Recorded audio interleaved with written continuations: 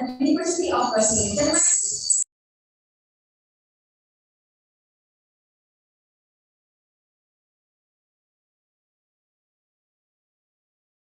Professor of Science.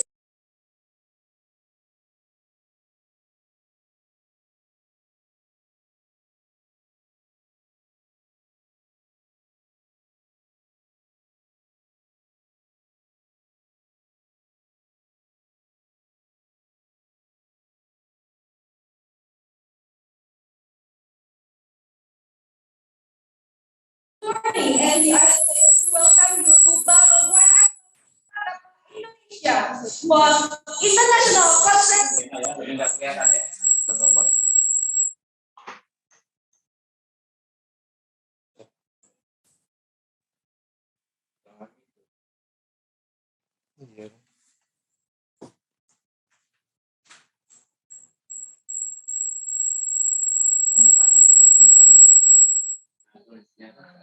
morning, good morning.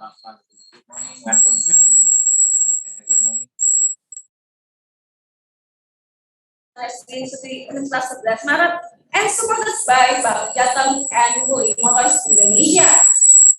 Bank Jateng is official partnership of Universitas Sebelas Maret, so every Universitas Sebelas Maret student can pay tuition fee at Bank Jateng.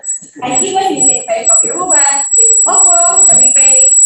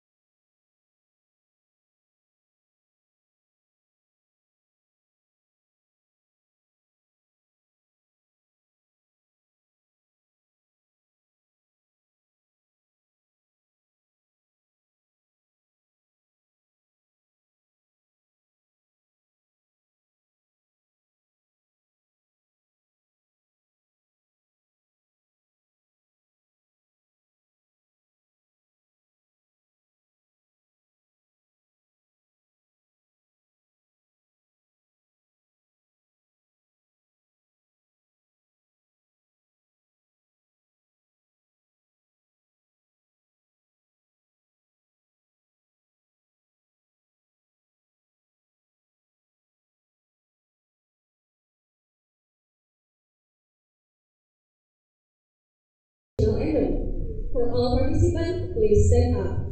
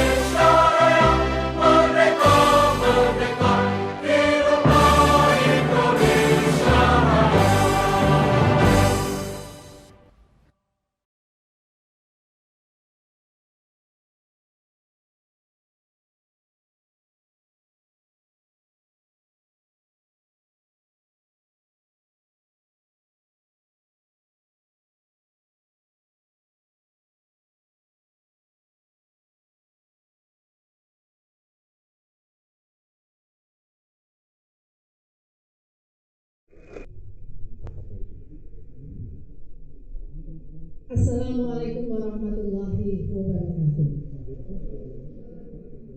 Good morning, ladies and gentlemen.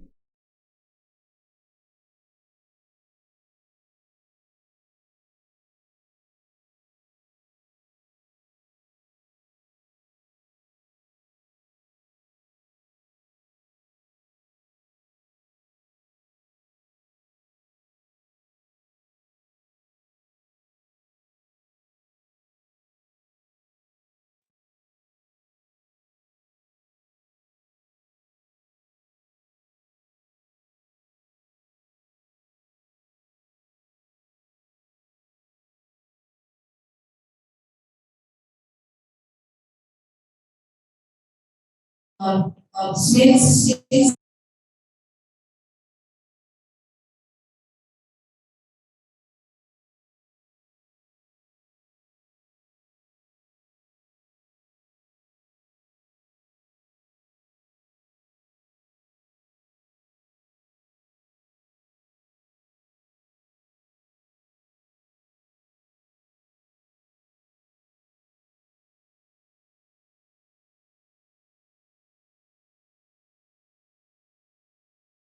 Of economic and business.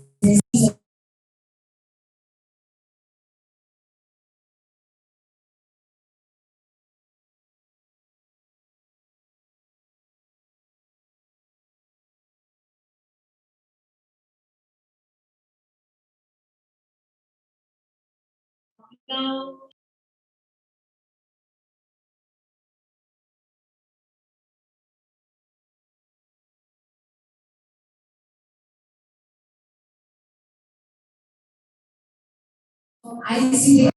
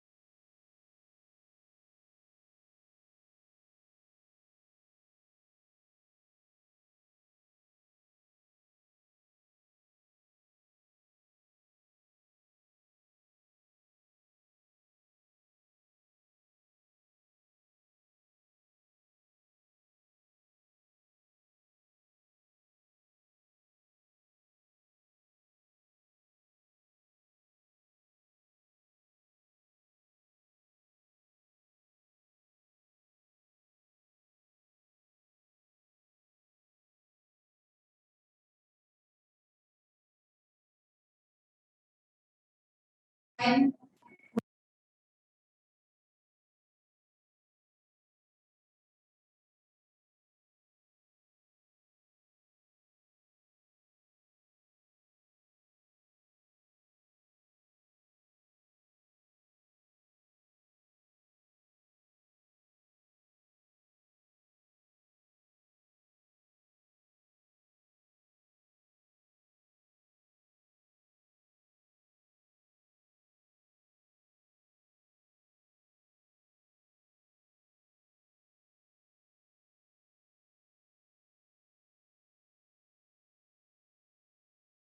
participants came from Indonesia and other countries. Among them from Nigeria,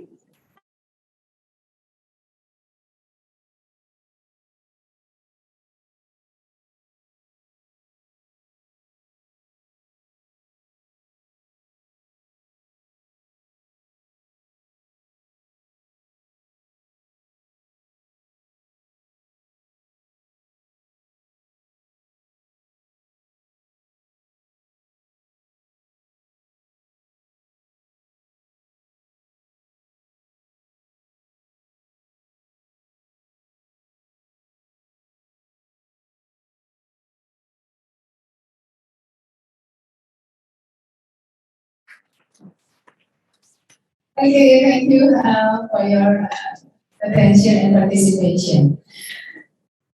And on behalf of the committee, hope this event can go well and smoothly. Without your support, we can do. We're humbly asking for your support so that this event can run as well as possible. That's all for me. Thank you for your attention. And Assalamualaikum warahmatullahi wabarakatuh.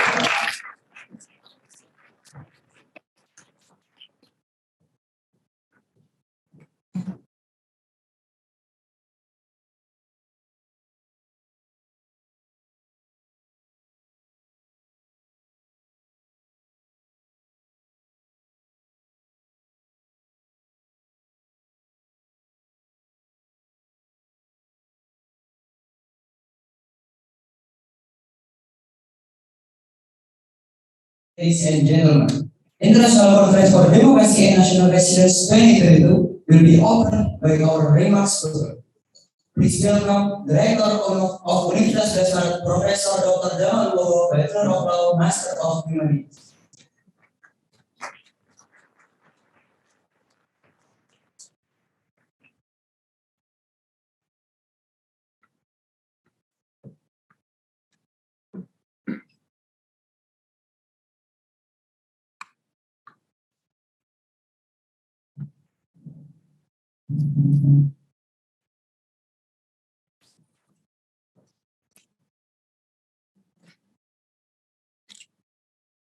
Bismillahirrahmanirrahim. Assalamualaikum warahmatullahi wabarakatuh. Good morning, honorable guests, ladies and gentlemen.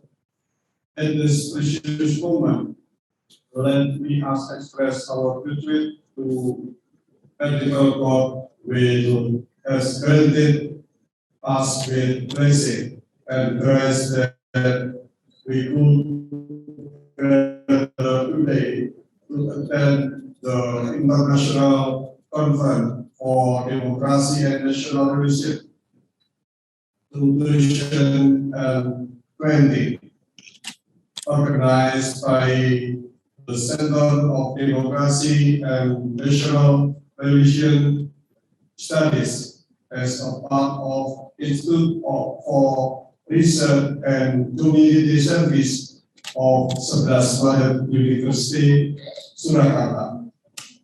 Let me express my warm greeting and welcome to our honorable keynote speaker, and participants, particularly those from abroad. This is the second year that we are holding one of our annual event. This event is an occasion for positive contribution, ideas, and knowledge sharing regarding construction of democracy and the era of modern life and digitalization as a form of countering the resilience of state democracy. We know that the development of digitalization and modernization, especially with the Industrial Revolution 4.0, certainly knowledge, direct implementation for today's democracy. Furthermore, this development encourages the organs of need to be optimization of conception and of country democracy to be protection for citizens, for government, and so on to create optimal democracy implementation, accountability, and state principle and ideas. Finally, let me again thank our executive speaker for giving this time and insight today.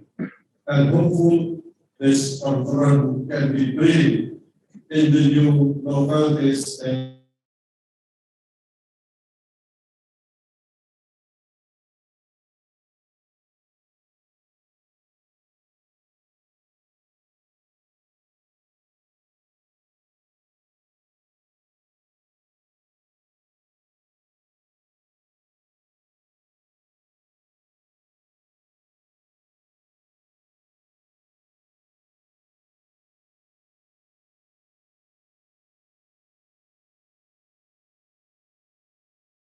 Ladies and gentlemen, we are now continuing our agenda international conference session. Please remember that this conference is held hybrid. Some of our speakers will be great us through Zoom over there. This discussion will be led by our distinguished moderator, Mr. Pujiyono, Director of Law, Mr. Prof. Mr. Göttingen, Minister of Law, Master of Law, is a lecturer at Faculty of Law, Universitas Sebelas Maret. Right now, Mr. Pujiyono is a managing editor at Presidium Jurnal Hukum of Universitas Sebelas Maret. They at Padajaran Jurnal Hukum, Sri General Review, and Assembly Law Review. He is also associated at Keynote Speaker and Council of ICDNR, Vice President of Asosiasi Pengelola Hukum Indonesia, and also National Journal Accreditation Assessor of Ministry of Education, Cultural Research and Technology Indonesia. So, without further ado, with a big round of applause, please welcome Mr. Pujiyono.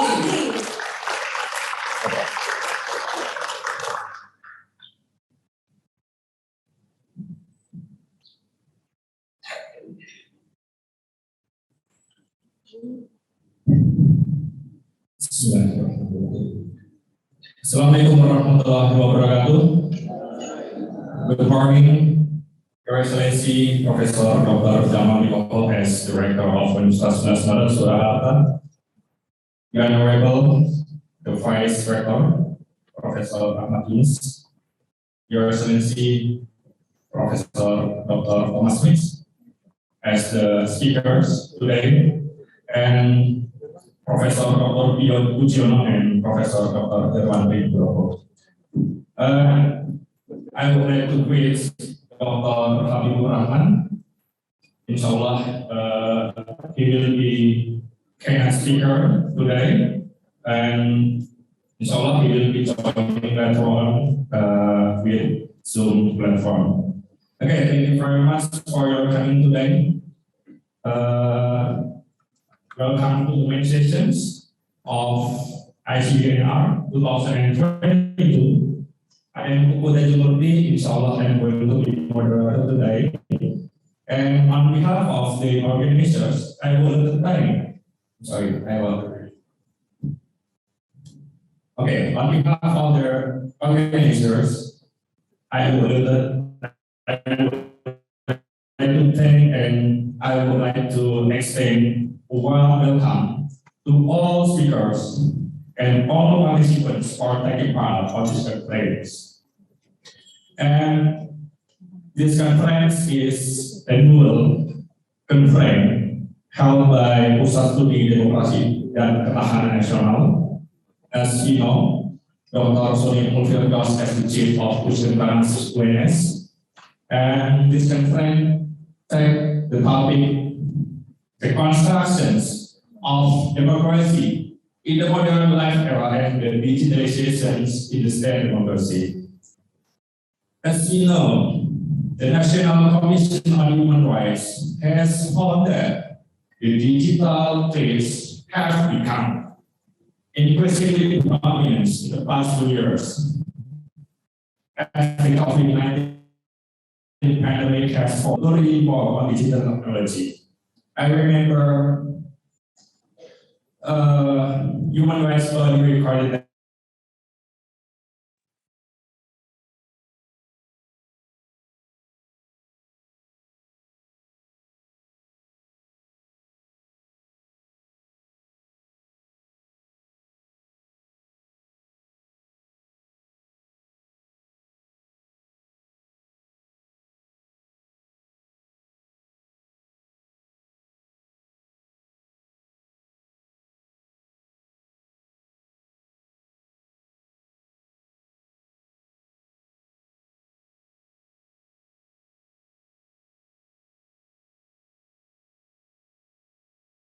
in the world. I also remember that the National Commission on Human Rights also has found that the criminal charge of defamation and hate speech and the controversial electronic information and transaction law or IPT law to silence critics also remain serious threats in the freedom of speech. And because of that, Universitas Maret as the one universities in Indonesia wants to give positive contributions through this conference. And for that, we have 3 speakers. The Honorable, I would like to invite Professor Dr. Thomas Schmitz. And the second speaker, Professor Dr. Pujiyono. And the third speaker is Professor Dr. Irwan Trinugroho. All speakers are already with us, and I would like to invite Professor Dr. Thomas Schmitz. Please sit on the chair on stage, please. Thank you. Perhaps the 2 speakers will be joined later on. Yes? Please give applause for Professor Thomas Schmitz.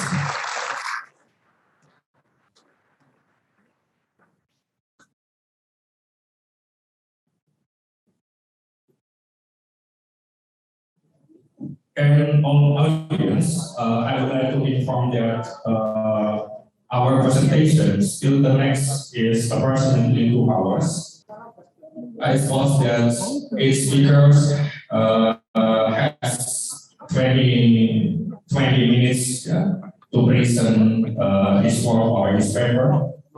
And after all speakers have presented their topics, we will have discussion sessions, and all audience can ask questions with raising hands. Okay.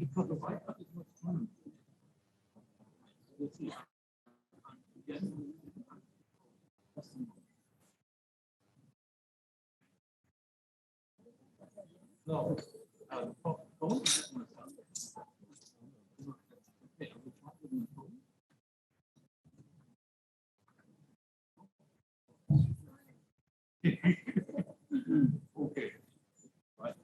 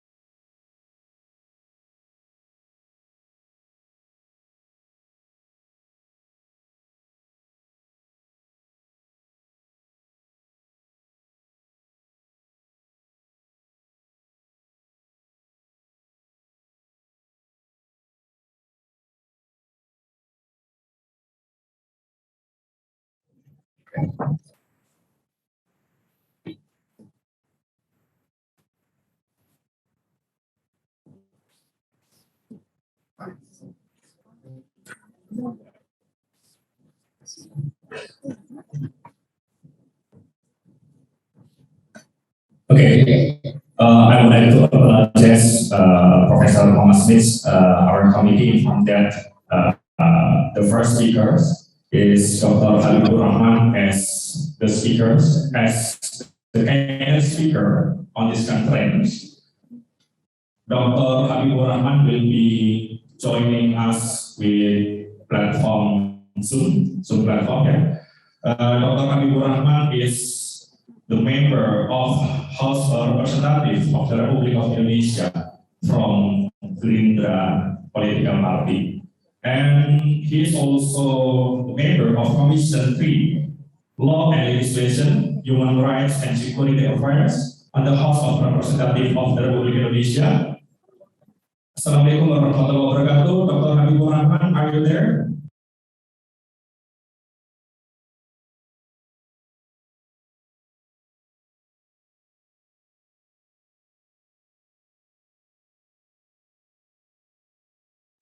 Waalaikumsalam warahmatullahi wabarakatuh. Good morning.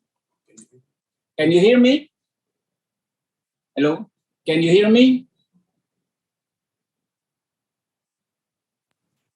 Yes, please. Dr. Habiburahman would like to deliver keynote speech on this conference from Jakarta. Yes. Yes. Time is yours, Dr. Habiburahman. Okay. Good morning, ladies and gentlemen. Good morning, Mr. Jamal Wiwoho, as Director of UNS, Professor Dr. Ahmad Yunus, Professor Thomas Schmitz. Welcome to Indonesia. Guten Morgen, Thomas Schmitz, Professor Dr. Pujiyono, Prof. Irwan Trinugroho, and our moderator, Mr. Kukuh Tejumurti. I'm Habiburahman, member of the Law Commission of the House of Representatives of Indonesia. I would like to welcome all the participants, and I am honored to deliver some words in our forum. Hopefully, all my thoughts can positive impact to all participants and the science of law. My theme is the urgence of approval of criminal code draft in guaranteeing freedom of speech in online media. Next. Overview. The development of the freedom of speech, the condition of the arrangement when we deliver our thoughts on social media, the urgency and need to protect the criminal code draft of freedom of speech. The digital era has simplified the spread of information. The digital era and advanced technology support us to spread the information and the opinion through social media. In the past, we need to a quite long process to share our opinion in public using mass media.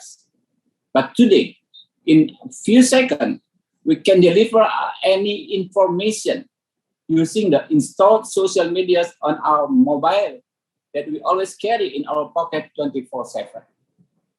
The easiness and of spreading opinion information also has side effects, such as the lack of awareness to check for validity of the information we share. Condition is getting worse since most of individuals in Indonesia, in our country, find some difficulties to express their thoughts. As a result, we can see many conflicts occur among the society. The excess from the simplicity of spreading the information. Next. Then back. Yeah.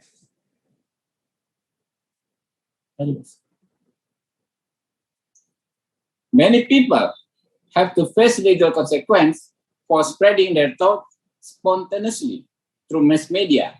Many people have been charged with the ITE law or the law number 1 year 1946, since they are considered spreading news that tend to be hoax or racial, religion, and ethnicity hatred. Law cases related to the delivering information.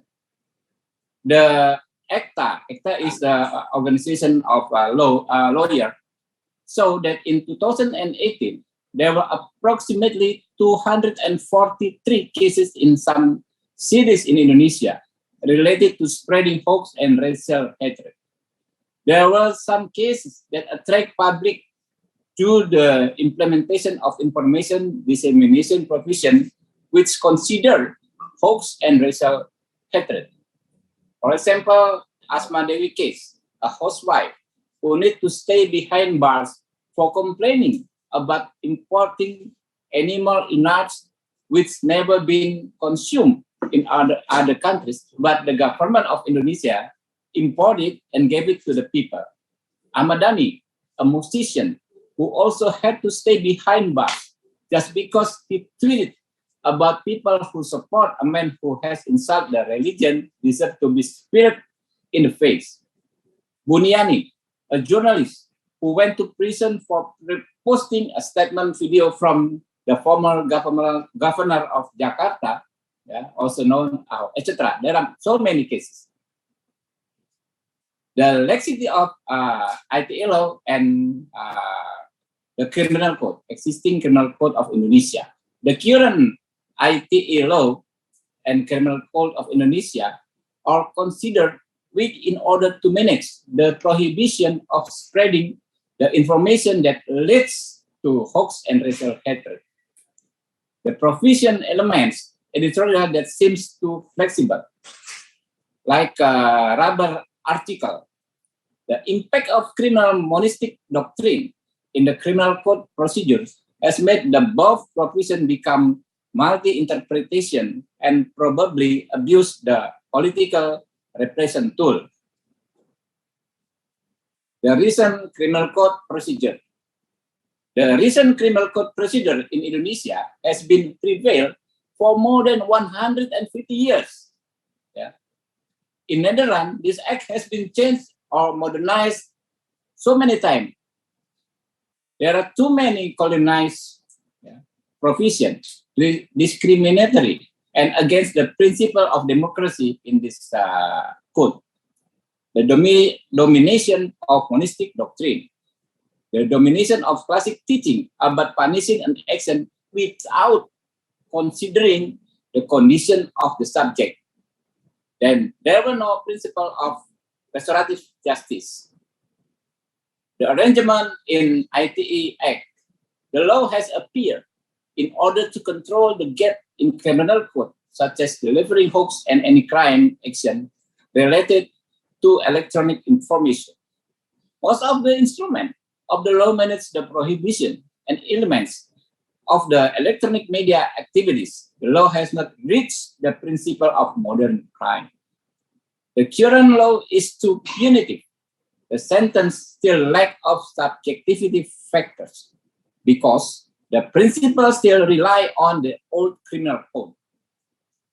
Criminal provision in the ITE Act, Article 28, verse 1, everyone intentionally and without rights spread false and misleading news that result in consumer loss in electronic transaction. Next. The urgency of the draft. The draft carries the mission of decolonization, consolidation, harmonization, and democratization. The draft adheres the new law, which combine subjectivity and objectivity from the side of the victim and the trigger. The draft is a remodification and unification of the national criminal law, whose philosophy has been adapted to the development of community law. The draft is modernization or renewal of the national criminal law, which is familiar with restorative justice. Dualistic teaching in criminal code draft. The first is the adoption of the dualistic teaching as regulated in Article 36 of this criminal code. With the existence of this article, the process of punishing a person can only be carried out if it can be proven that the person's intention or inner atmosphere to commit a crime can be proven. Dualistic viewpoint, the dualistic teaching is also embodied in Article 54 of the Criminal Code draft, which stipulates the guidelines for punishment, which makes into account form of error, motive, objective, internal attitude for the performer, etc. Okay, next. Explanation of pros and cons of the draft.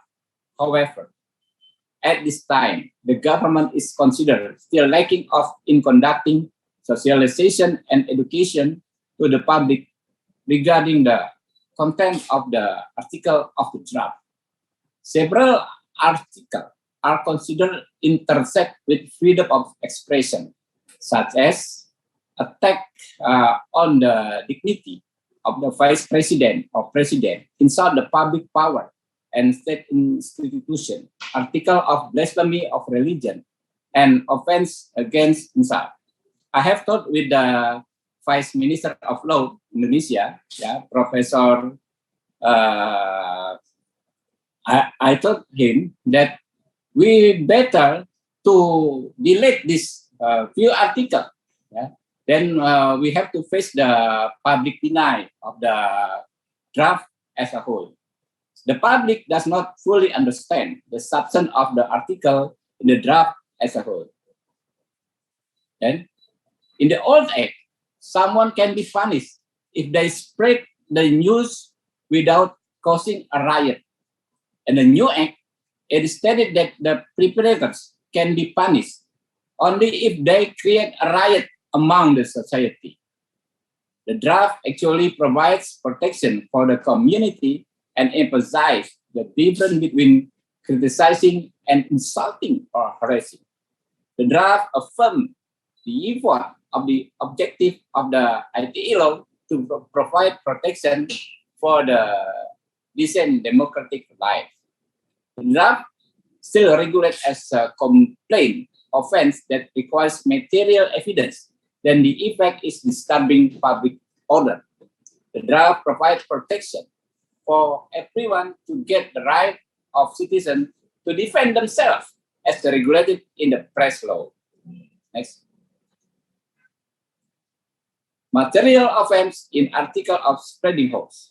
The change in the offense of spreading hoax has become very material. The draft revoked Article 14 of Law Number 1946 regarding the spread of hoax, which has been a course for activists, especially activists that opposite the government. We can see the article, the draft Article 26 reads, everyone broadcasts or disseminates news or notification, even though he knows that the news or notification is a lie, which result in riot, underlying riot in the community, shall be punished with imprisonment for a maximum of 6 years. Next. Paragraph 2, next. Back. If this article consistently applied, cases such as Habiburahman, Edi Mulyadi, Sagandana Golan, etc., those people only sentence for 1 year or few months, only because they the jury the judge said that they spread fake news, but the judge never see the impact. There is no riot, cannot occur, if this article is consistently applied. There was no riot that occurred due to the spread of the so-called false news. Next. Conclusion, this ratification of the draft is urgent to be carried out as a form of protecting the community and equalizing legal interests between the government and citizens. The ratification of the draft provides a new perspective on punishment so that it does not reduce freedom of speech or criticize the government and the state in various media. This will also raise public awareness to be able to act wisely and apply, even though there are mechanisms that provide protection for the right in citizens in the life of democratic state. Thank you very much. Thank you.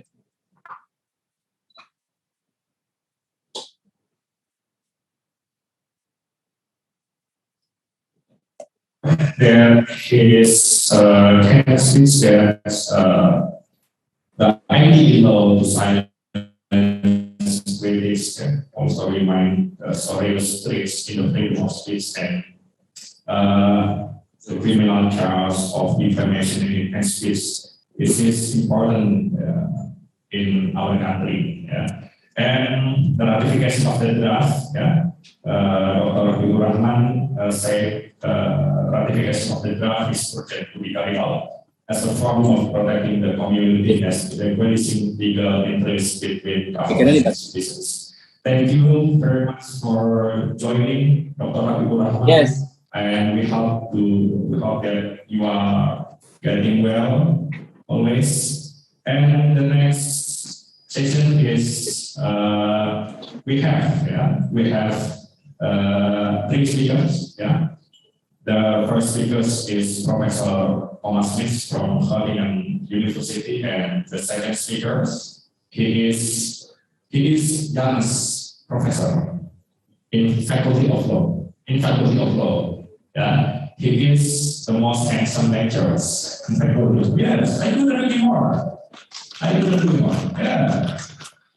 And he is our guest colleague in Faculty of Law. Is Professor Dr. Pujiyono.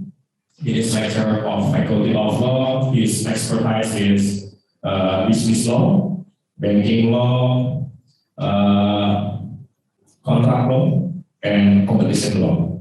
Perhaps we have, I'm sorry, I would like to apologize. Your session is just now is turned by Dr. Habiburahman, and this is your time to present your work or your paper, Professor Thomas. Please give him applause.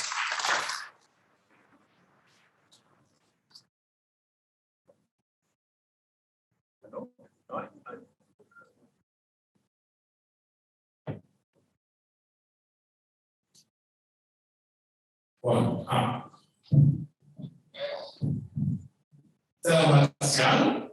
Good morning, ladies and gentlemen. I'm happy to have the possibility to talk again at UNS. I have been here before, but it's already quite some years ago before the pandemic. And I'm very happy to have the possibility to talk in your new conference room, very nice conference room. I hope it was here. I will talk about new threats for democracy in the era of digitalization. Please look at the handouts which I have distributed. There you find much more detailed information. I can only give a short summary. And I would like to invite you to download the paper as PDF file from my website, because there are a couple of passages which are underlined. Where you have underlined passages in my paper, there are links to scientific articles and other scientific resources or journalist resources behind. Ladies and gentlemen, democracy is in decline worldwide. There are a lot of problems. The global rise of anti-democratic populism in many parts of the world, not only in Indonesia. It's in particular a crisis phenomenon of the West. And we see with a couple of examples, like Turkey, Hungary, Poland, the Philippines, attempts in Slovenia or by Donald Trump in the US, that there is a short way from democracy to autocracy under a populist government. Moreover, we are confronted with a war of Russia and China on democracy. The attack of Russia on Ukraine is not only imperialist to each Ukraine, it's an attack against the concept of democracy and the concept of self-determination of peoples. We have in the public discourse for several years already, everywhere in the world, not only in Indonesia, a return of the dominance of lie and propaganda, which has put an end, you can say, to a period of 3 decades of a more mature, a more fact-oriented, a more rational public discussion, which we used to have in many democratic states, but which are finished. This dominance of lie and propaganda distorts the public discourse and devalues it in its essential role for functioning democracy. We also experience a growing polarization of democratic societies, which makes a constructive rational public discourse as democracy needed increasingly difficult. Also in Indonesia, I've seen that this week a student told me that when they have discussions in the big family about politics, immediately this starts to fight, and the factions of the family are very tough on the different opinions, and the whole meeting will be spoiled, so we cannot talk anymore within the family about politics. This is something we experience in Europe too, on a large scale, the divide among close friends, the divide in families, in couples, and so on. Furthermore, we have the threat of deglobalization following the COVID-19 crisis, but also the Russian attack on Ukraine and the new alliance between Russia and China. We don't know what that will do with the young democracies. Allow me please some words on that problem, the background. Well, I think that there are 3 main reasons. It's the legacy of 30 years of neoliberalism, which has neglected social cohesion and the interests of the ordinary people in many states. We are also suffering from the side effect of globalization, because globalization does not only produce winners, but also losers, and that everywhere. Some parts of the population are winning, some are losing, and when you have a look, who are the supporters of the populist anti-democratic movements, it's usually the losers. And also a phenomenon I'm a little bit ashamed of, angry old white men defending their unjustified privileges, unable to cope with cultural changes, changing morals in society, or the rise of women and minorities in the society. But it's not only a problem of white men, but definitely maybe a problem of men. Well, we need some deeper discussion on that. Then we talk about the new threats to democracy, which are related to the electronic media. First of all, We have the hate posts in the internet, often denigrating the victim on the basis of gender, age, ethnic background, religion, sexual orientation, or even physical characteristics. For example, we have hate speech campaigns against fat people in the Western countries now. The shitstorm doesn't become the symbol for the discussion culture of our time. Is that what will be said in history about how to discuss the problems in our time? At the moment, it looks like cyber bullying and cyber interpretation is that highly effective means of harassment and coercion in the era of digitalization. That can go as far as threats of rape, of murder, or public incitement to commit such crimes. Often, ladies and gentlemen, cyber intimidation is targeted against intelligent, politically active young women in order to silence them in the public.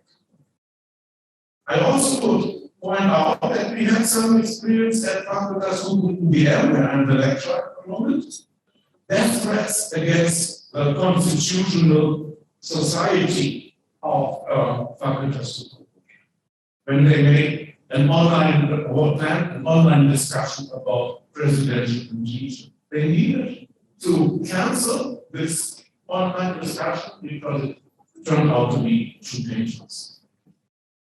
The next phenomenon is the intimidation of the citizen by government control of his conduct via internet and app-based social credit score systems. We have the first beginning with the social credit system in China, which uses apps, websites, bookings, and credit card payments. The citizens' smartphones, computers, TV, and potentially even cameras, microphones, and other electronic systems in the public space to spy on the citizen for a continuous social assessment and evaluation of the citizen by the government with concrete consequences for his professional, private, or social life.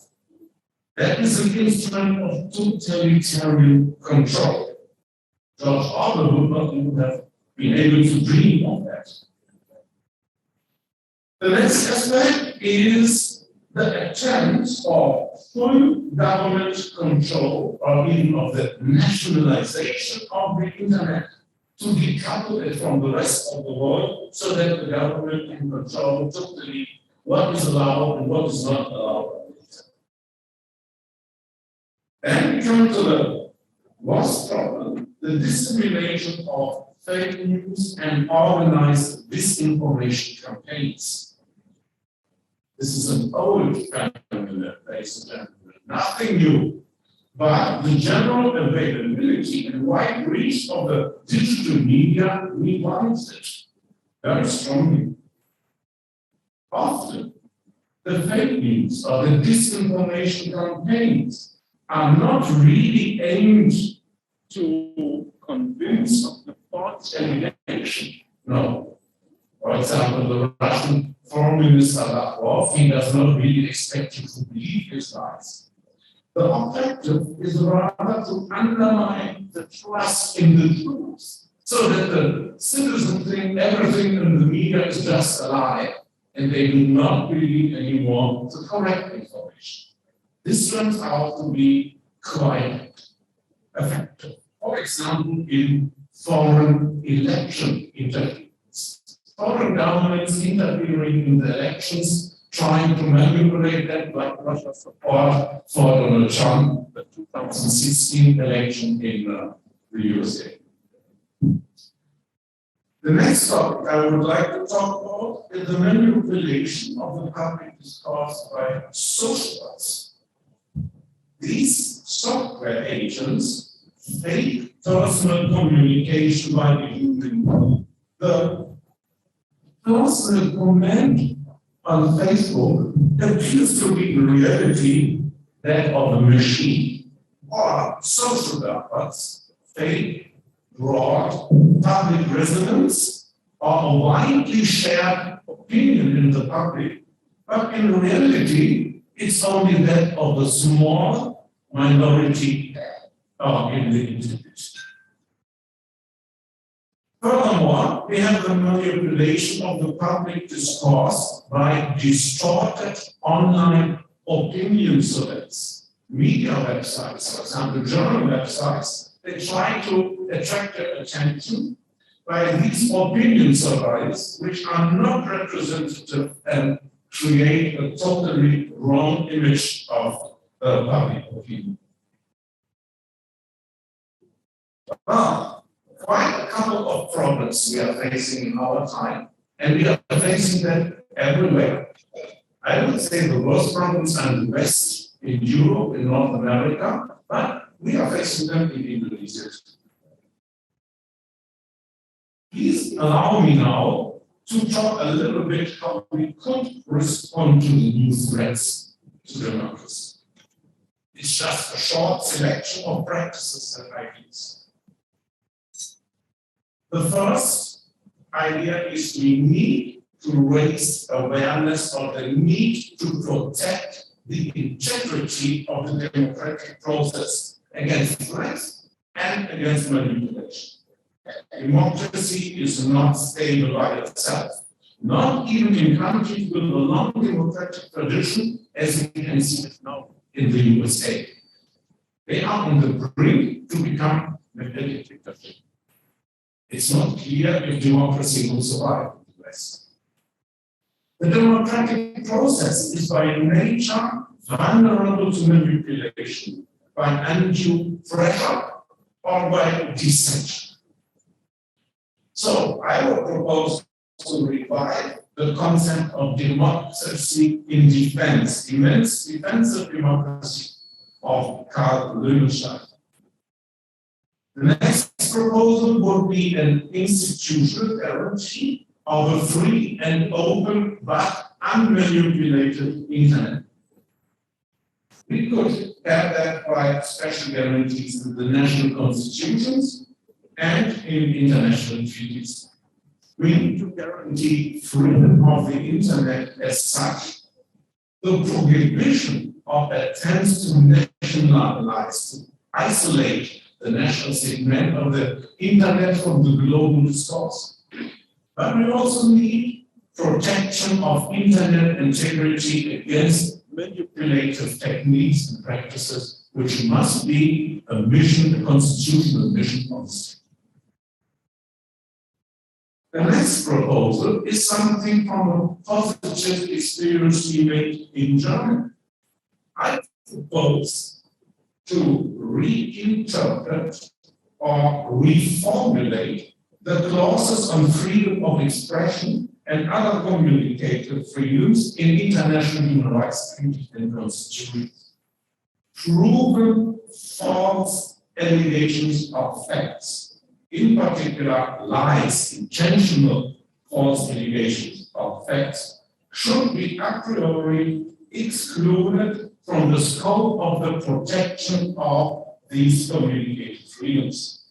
This is the case in Germany. Lies do not fall at all under the freedom of expression, and therefore, in Germany, authorities do not need to justify even if they prohibit lies. That is a precaution to facilitate the intervention of authorities and courts against disinformation. We see in Germany that helps a lot. It's basically used against Holocaust denials, lies of fascists who pretend that the mass murder of the Jewish and other minorities by the Nazis in Germany had never happened. The next proposal is fact-checking and public exposure of fake news. This is already done in many states. This is a valuable contribution of journalists and of the civil society. They do that in special portals, for example, correctiv.org, special journalist portals who just explain to you the lies in the media and give some information. But there are also specialist journalist formats, for example, in on TV or newspapers. Another aspect which has been tried in my country that was a little bit, not too much, but helpful, is to establish specialized police departments, specialized prosecutors' offices, and also to found specialized civil society organizations for a more efficient fight against hate posts, cyberbullying, and cyber intimidation. So you would have IT specialists in these institutions which really know how to detect hate posts, cyberbullying, and cyber intimidation, and how to prosecute that, how to identify the perpetrators, and how to support the victims. Now, I come to my main proposals. Special precautions against manipulative, anti-democratic internet abuse. So, my idea, ladies and gentlemen, is we need a regulation of the internet and in particular of social medias.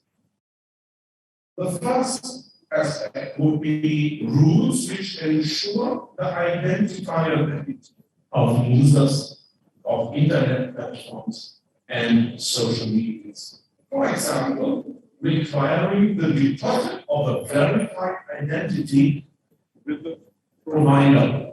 The provider needs to have the correct identity data.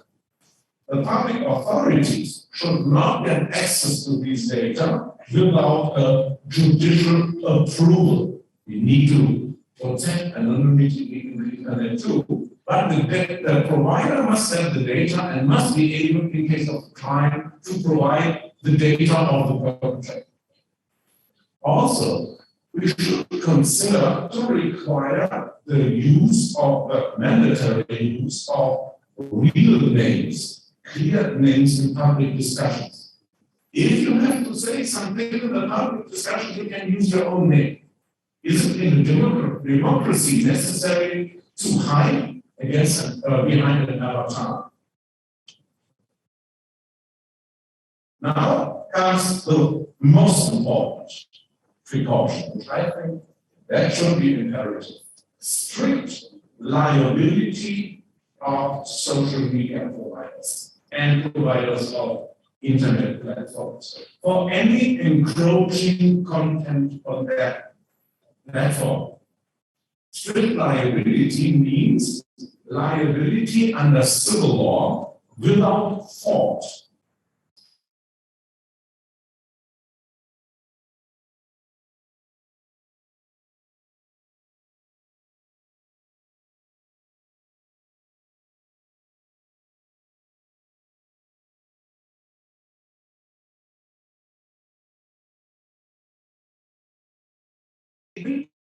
Take recourse against the responsible user. The practice we have nowadays that Facebook or Twitter are just saying, oh, we are only the medium, we are not responsible for the threats, the death threats, the defamation, the hate in the internet. This is very destructive and a danger to democracy. So, if, for example, you young ladies are insulted, defamated, threatened in the internet because you have told posted your political opinion, then you should get compensation and money for that from Facebook and Twitter and Co. And they can then take recourse against the user who has written these posts. That would be a quite effective instrument. It would, however, destroy the business model of some social media.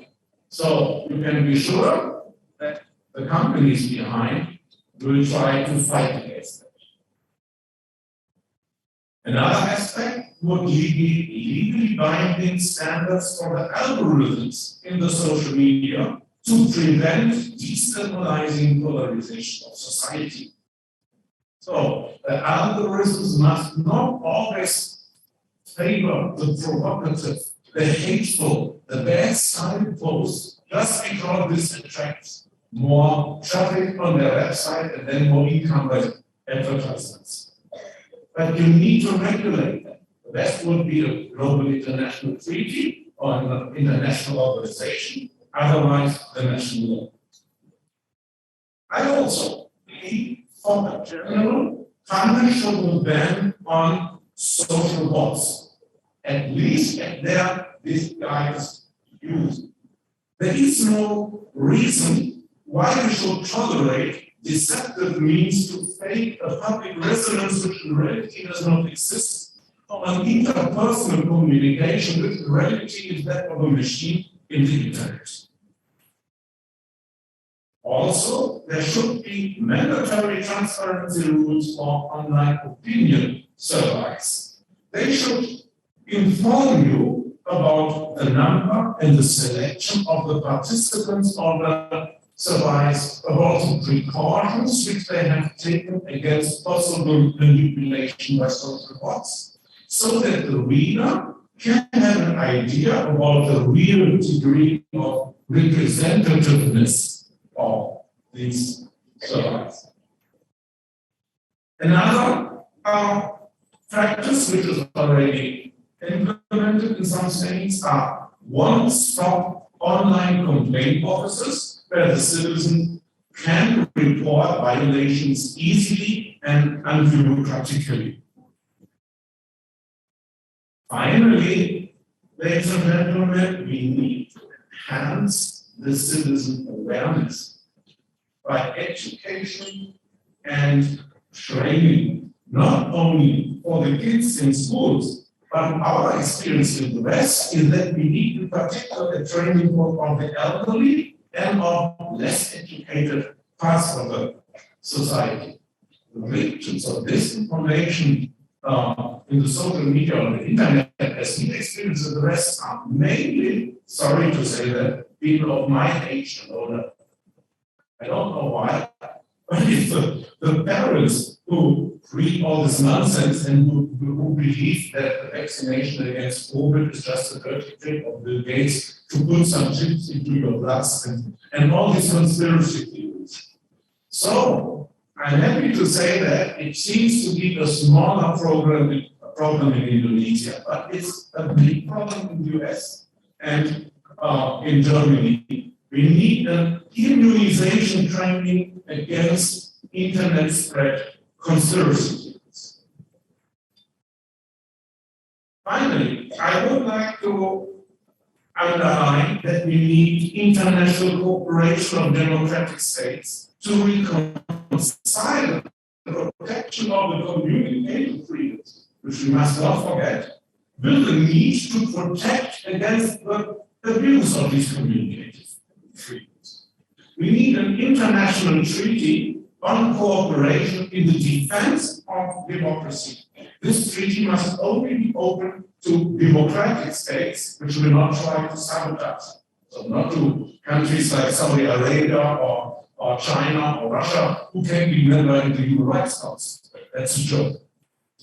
We also would need the international elaboration and further development of universal democratic standards for both the protection of the communicative freedoms and at the same time the protection against abuse.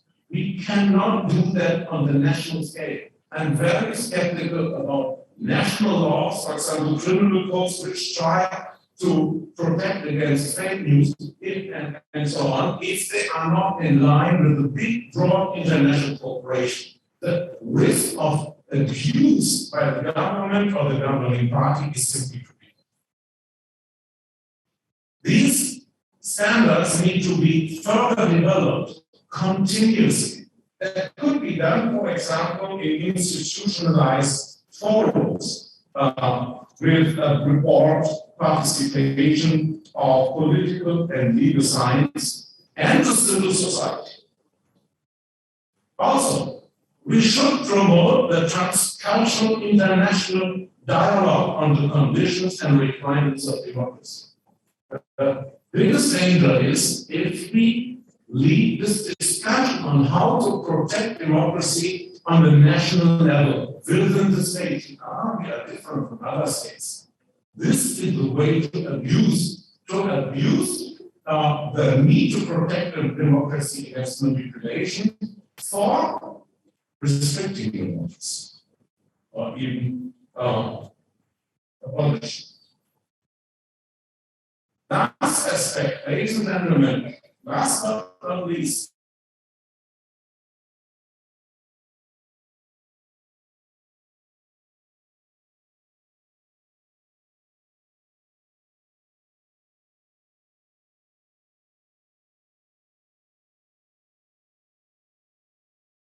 also in the time of digital media, in the politics, because democracy never works without pluralist culture. So these people who say we will never accept pluralism in our country are enemies of democracy and thus of society. We need to raise awareness for that. I also would like to plead for a criminal prosecution of militant or oppressive acts of intolerance or incitement thereto.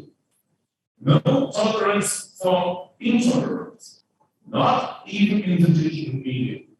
For example, in many countries, including Indonesia, what we would really need in the new draft of the criminal code is a criminalization of religious or anti-religious intolerance.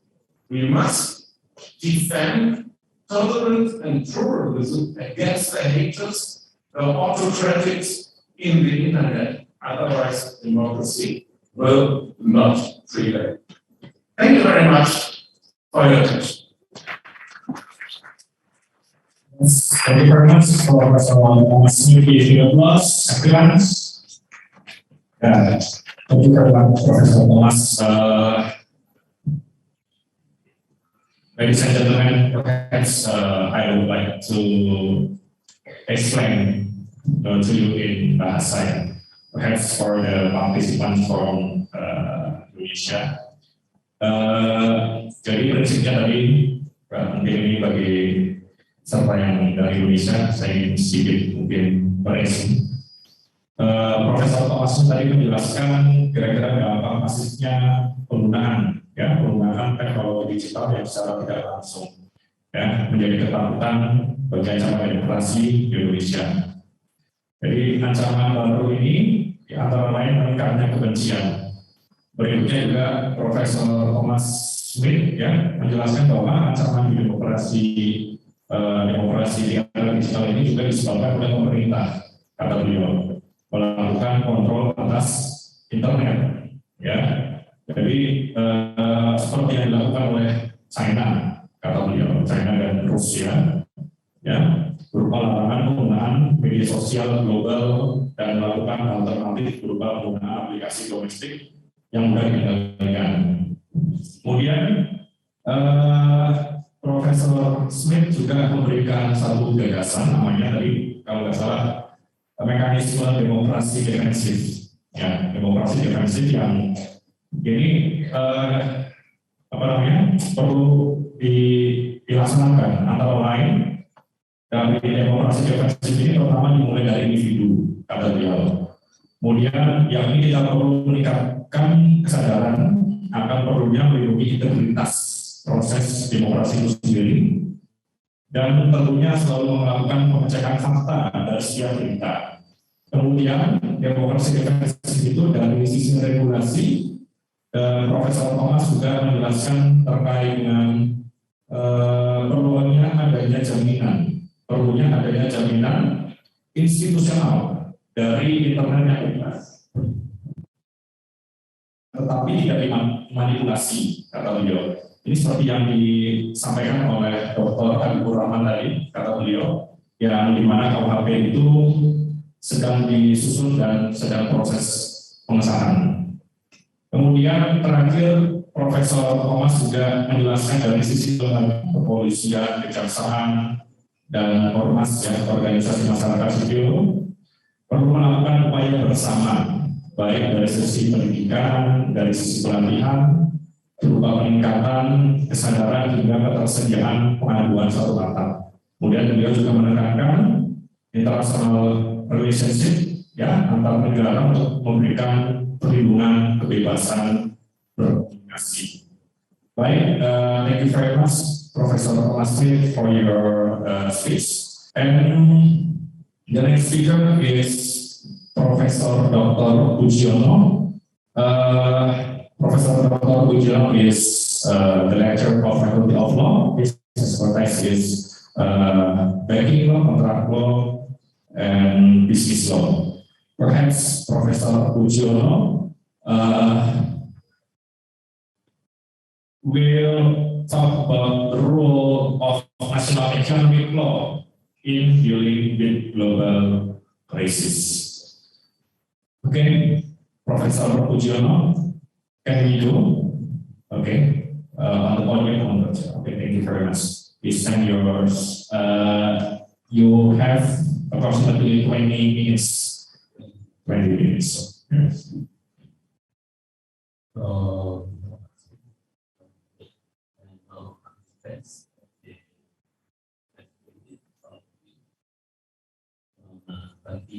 Assalamualaikum warahmatullahi wabarakatuh.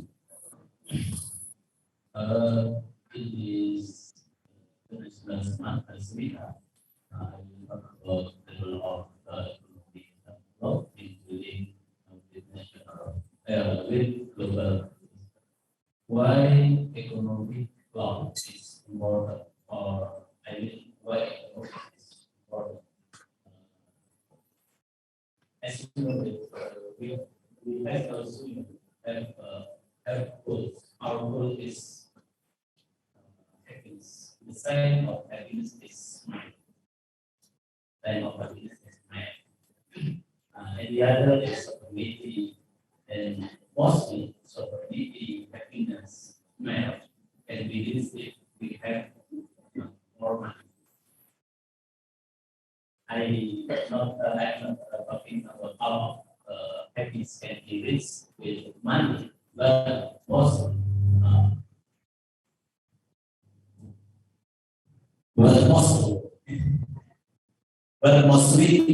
can be reached with if we have more money, if we have more economic growth in our life. So, you know, in Indonesia, national interest, if we want to get sovereignty for all people, so the politician, the national elite, like president, legislative, House of Representatives, so have to reach high economic growth. This is important. So, how to keep the economic growth keep good or high? This we can make the cards. The card is economic law. So, I say to you that economic law is very important, and maybe the most important thing to our national interest, handling or facing or dealing with global crisis. President last week said about we have to more be careful because we are facing the threat of national global international crisis or global crisis. We have more be careful. So this is the importance of economic law treaties. As you know, start from 1990, we have the experience. We already have experience facing crisis in 1997, and then 2008. 2008, we have facing international global crisis. In 1992, that start the crisis that start from economy. As the economy, as we know, that economic consists of three subsystems: micro, microeconomic that we call banking system, and then macroprudential that we call monetary, and then the bigger circle that we call economic system. The economic crisis start from banking crisis, our banking that faced crisis in 1992, and then spread out to monetary crisis, and then spread out to economic crisis. And economic crisis in 1992, have many effects, multidimensional effect. As we know, the multidimensional effect, like politics and the others. Yeah.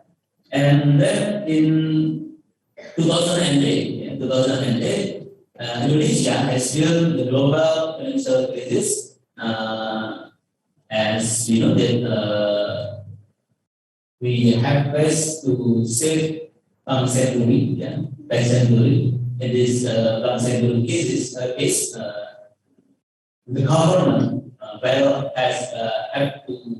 to bail out Bank Senturi until 6.2 billion, 6.7 triliun rupiah in 2008.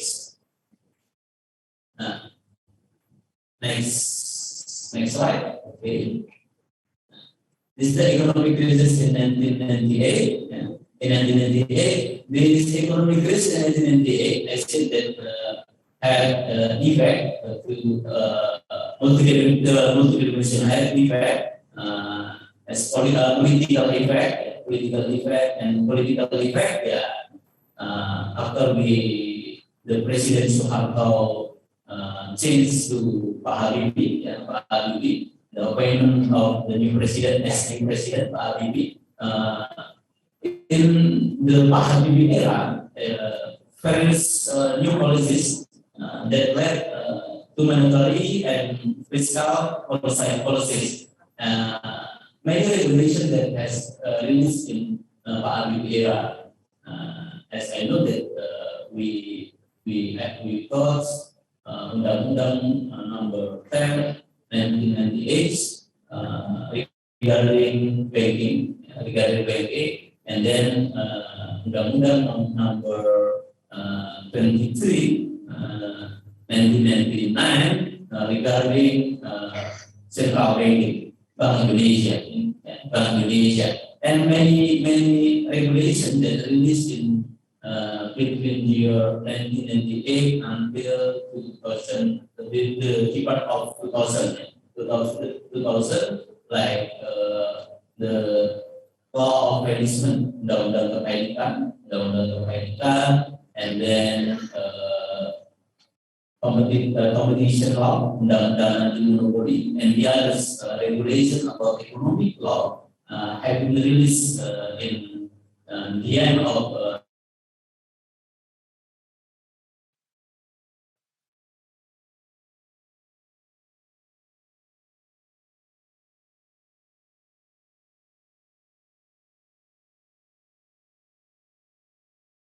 at the end of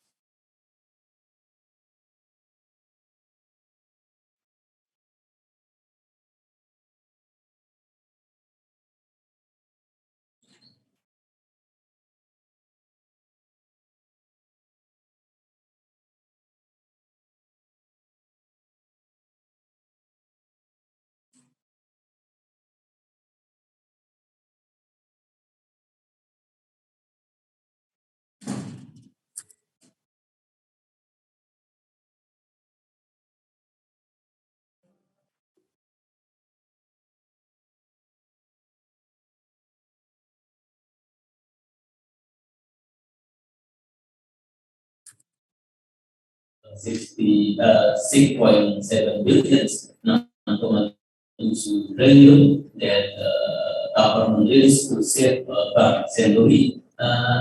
Why Indonesia has unintentional lack during the global financial crisis in 2008. I said this is like blessing in disguise. Seperti keberuntungan yang tidak dinyana-nyana. Way we can handling in the 2008 crisis. There is three reason, why we can handle this crisis. The first reason, Indonesia is not dependent on export. Since Indonesia export share doesn't reach half of Indonesia's PDBs. Second reason, Indonesia's banking and financial sector haven't experienced to severe impact as other countries. The impact in Indonesia is maybe sweeter than Yunani, America, Spanyol, or other countries that facing several impact. And the third reason, the decrease of the stock exchange will also not have much of the impact of domestic economy.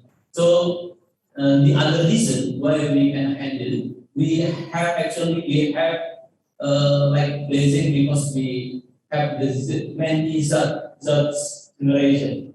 Many generation. This is the productive number. Productive number. Because as we know that zone is power.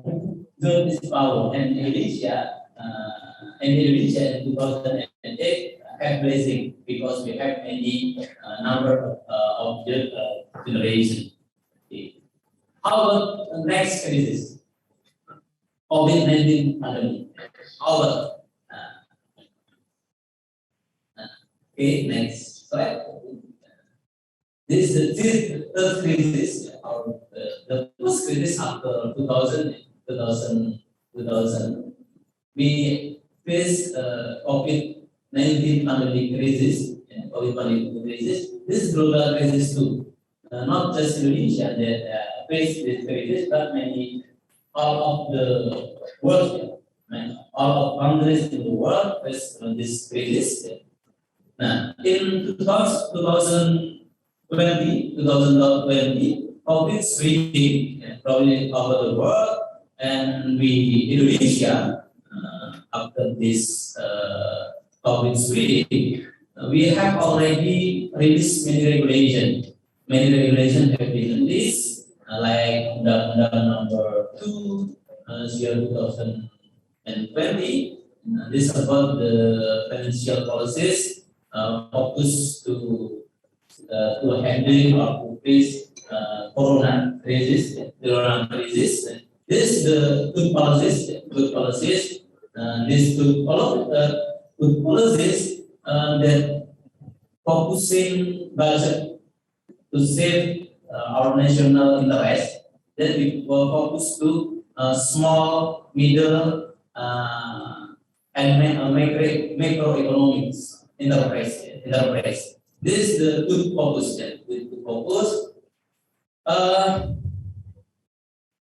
So how about the impact of COVID-19 policies? The sector that affected COVID-19, many sectors like health, social, education, and the basic sector is economic. If economic grows, actually the other sector will be growth too.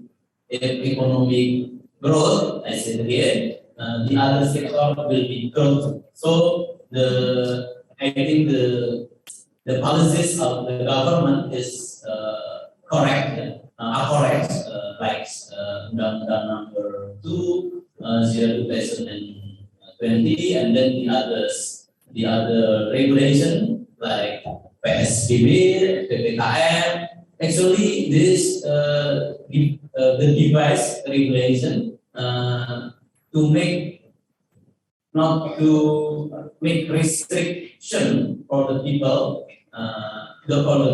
but this is the collision between health interest and economic interest. As we know that our policies about SPB, PKM, there's many level. So this level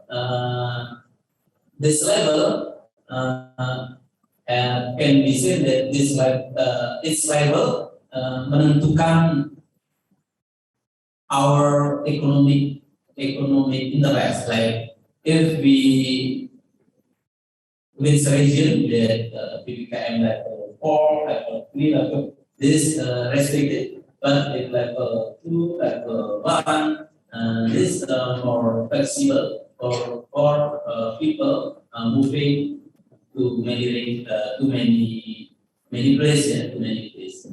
So if we put this PPKM level 2, level 1. So this the like the guarantee economics, small medium economic enterprise will be growth.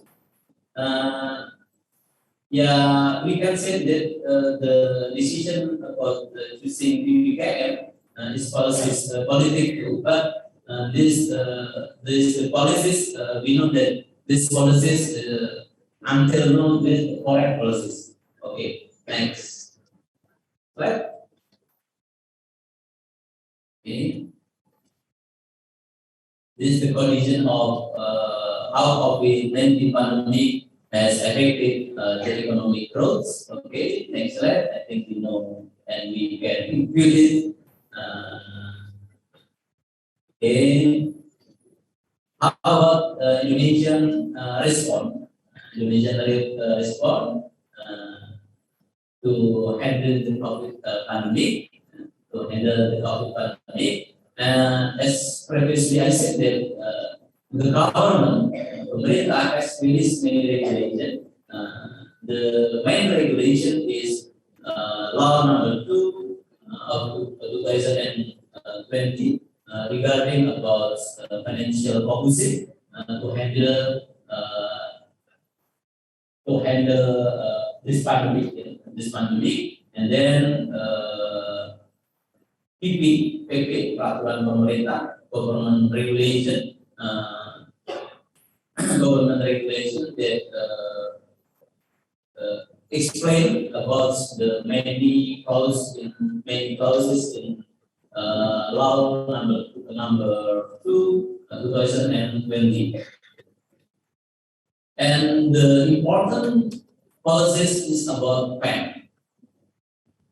PAN is about focusing financial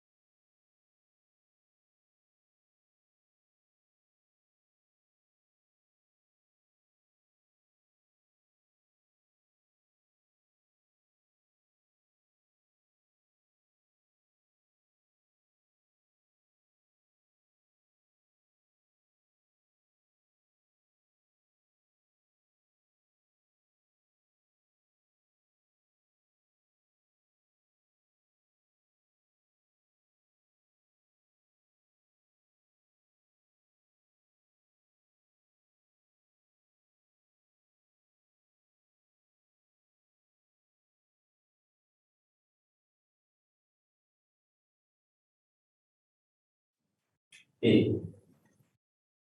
This is the condition, the condition, the micro, small, medium enterprise in Indonesia is categorized as a vulnerable group that I said previously. This must be, this must be seen by government that this is a group, as you know that it can be observed from the MSNS rate. This data taken start from 1992 until almost 2020. 2020. This is the condition of MSMES. Okay, micro, small, medium, micro enterprise, micro, small, medium enterprise. Okay, and then slide, next slide.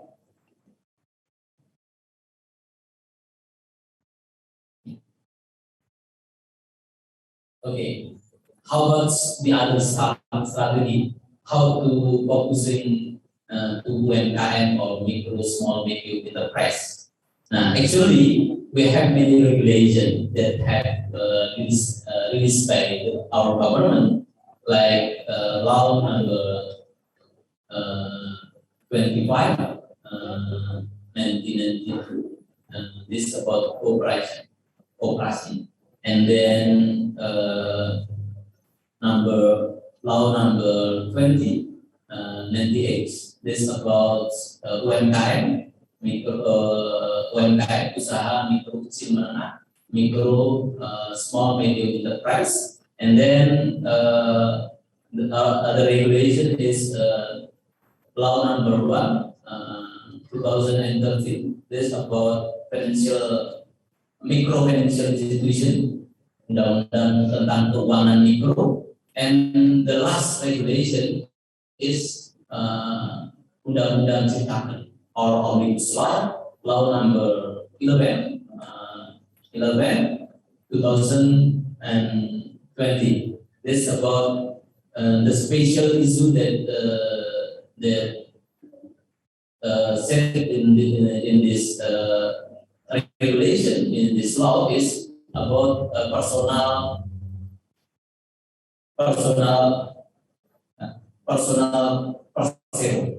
or PT perseorangan, PT perseorangan, that individual, just one people can.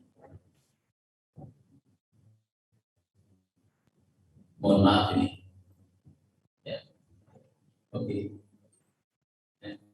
Can have PT, can have PT. Okay.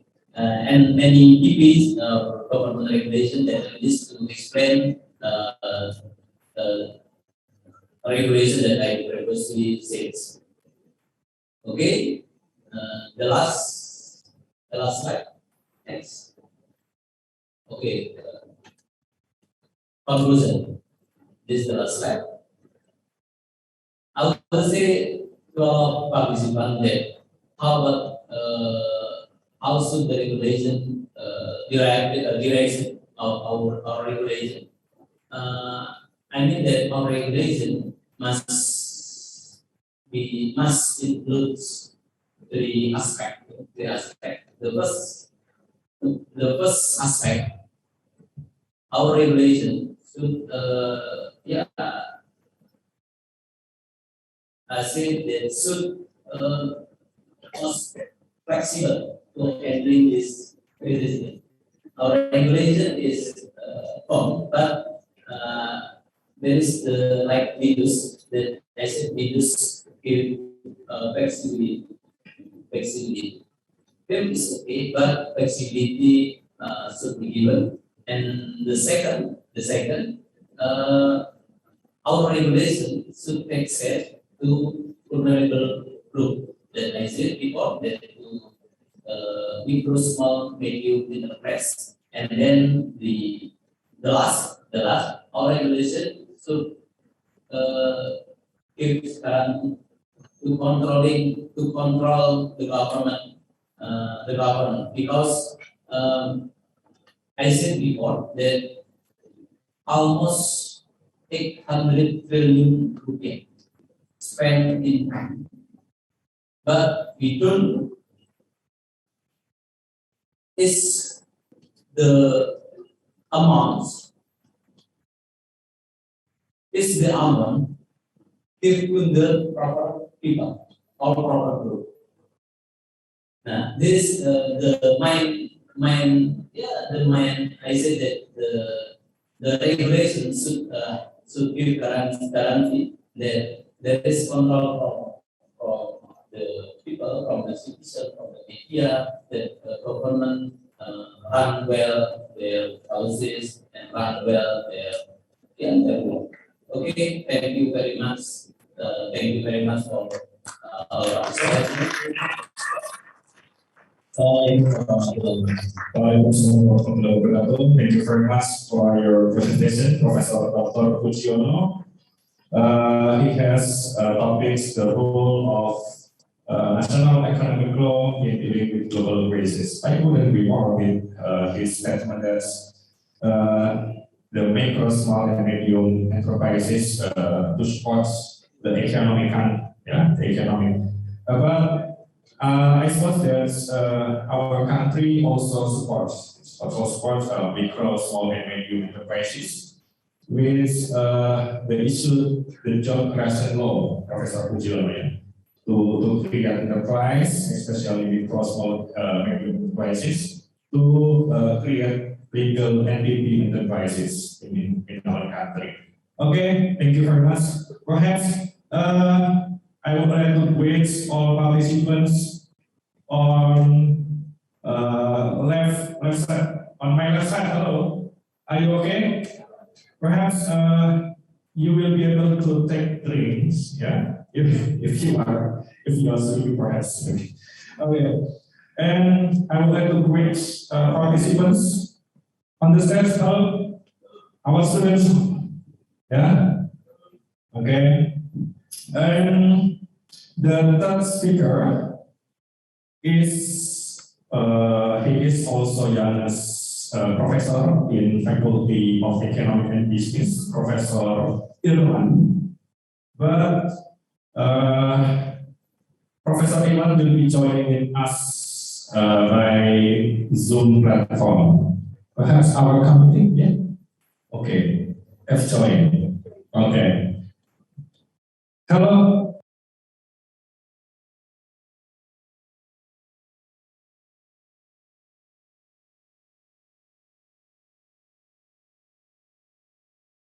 The most Hello, good morning. Faculty of Economic and Business, yeah. Okay, Professor Irwan, I would like to raise his short profile. Professor Irwan Trinugroho is Professor of Finance at the Faculty of Economic and Business, Universitas Maret, Indonesia. Currently, he is also the Director of Partnership, Development and International of UNS and the Chairman of the Center of Science and Banking, Universitas Sebelas. Okay, perhaps Professor Irwan, you will have approximately 20 minutes to present your work or your paper, Professor Irwan. Thank you. Can you hear me? Hello? It's yours. Okay. Can you hear me? I listen to your voice. Hello? Is everything okay? Is my voice is well listened? Oh, okay.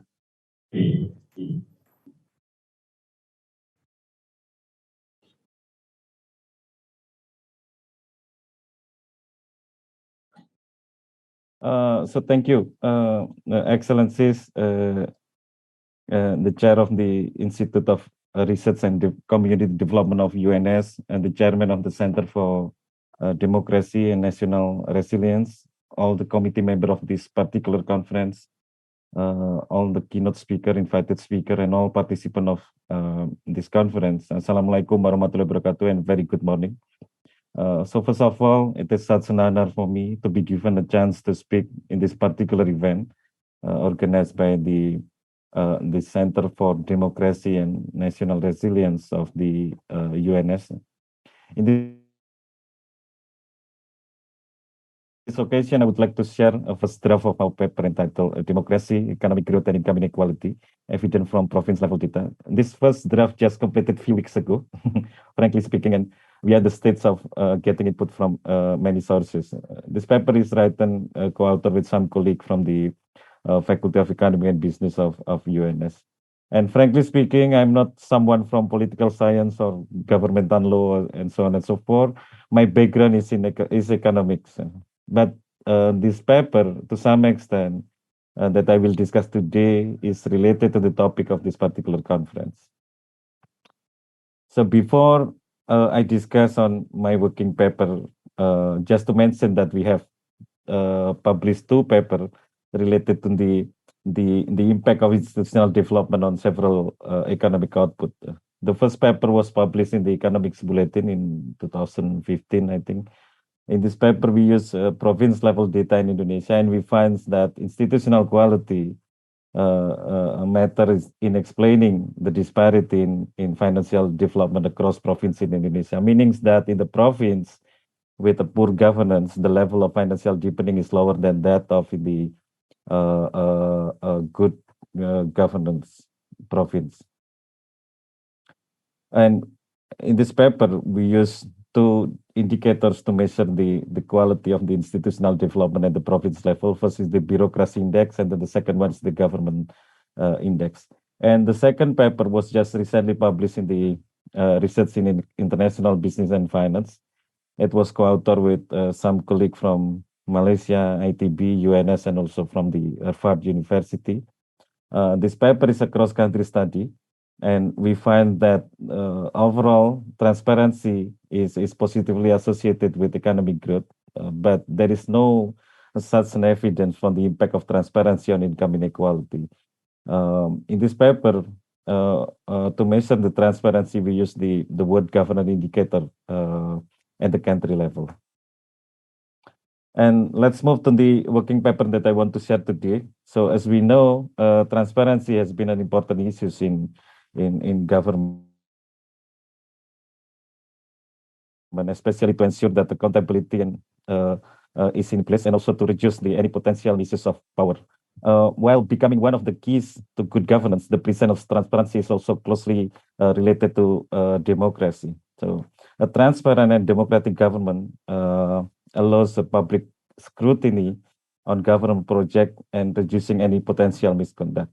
So although democratic government is beneficial to the public, but the impact of democracy on economic growth is still varies across previous empirical studies. So there is a strand, the first strand of literature on the impact of democracy on economic growth was published by Rock 2009, Knudsen in 2011, Narayan et al. In 2011, and so on and so forth. They find positive impact on the impact of democracy on economic growth, meaning that in the countries with a good democracy, the economic growth would be higher compared to those with the lower level of democracy. And the other paper that we also find is the paper of the Knudsen 2013. He finds that democracy is positively associated with economic growth by when he examined the presence of democracy in the sub-Saharan Africa. And in addition, the effect of democracy to economic growth is stronger for countries with a weak capacity. So democracy in a country with a weak capacity help the governments to better manage the government policy, including the tax collection and public services, and so on and so forth. In the other hand, previous empirical studies, they also show that democracy does not affect directly economic growth, but indirectly via several channels, including the human capital, inflation, political stability, and economic freedom. Means that democracy is not directly associated with economic growth, but through several mediating factors, including the human capital and so on and so forth. But interestingly, there is also some strand of showing the negative effect of democracy on economic growth. let's say, for example, the paper of Alessina Perotti and then Tavares and Waxiat and so on and so forth, they find that democratic countries are more likely to be responsive to the demand of the poor.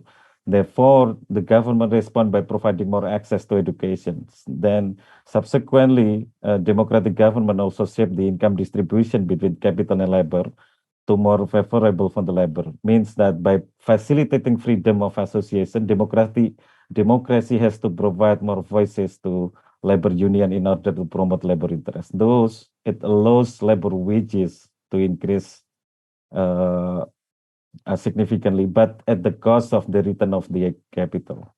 The reducing return on investment ultimately give a lesser incentive for the capital to enter to the democratic country. Therefore, those papers, they say that the effect of democracy on economic growth and especially on economic growth is negative, but still there is a space to discuss about the impact of democracy on economic growth and also to the income inequality because of there is an inconsistent result, whether it is positive effect, whether there is no effect, whether this is a negative effect.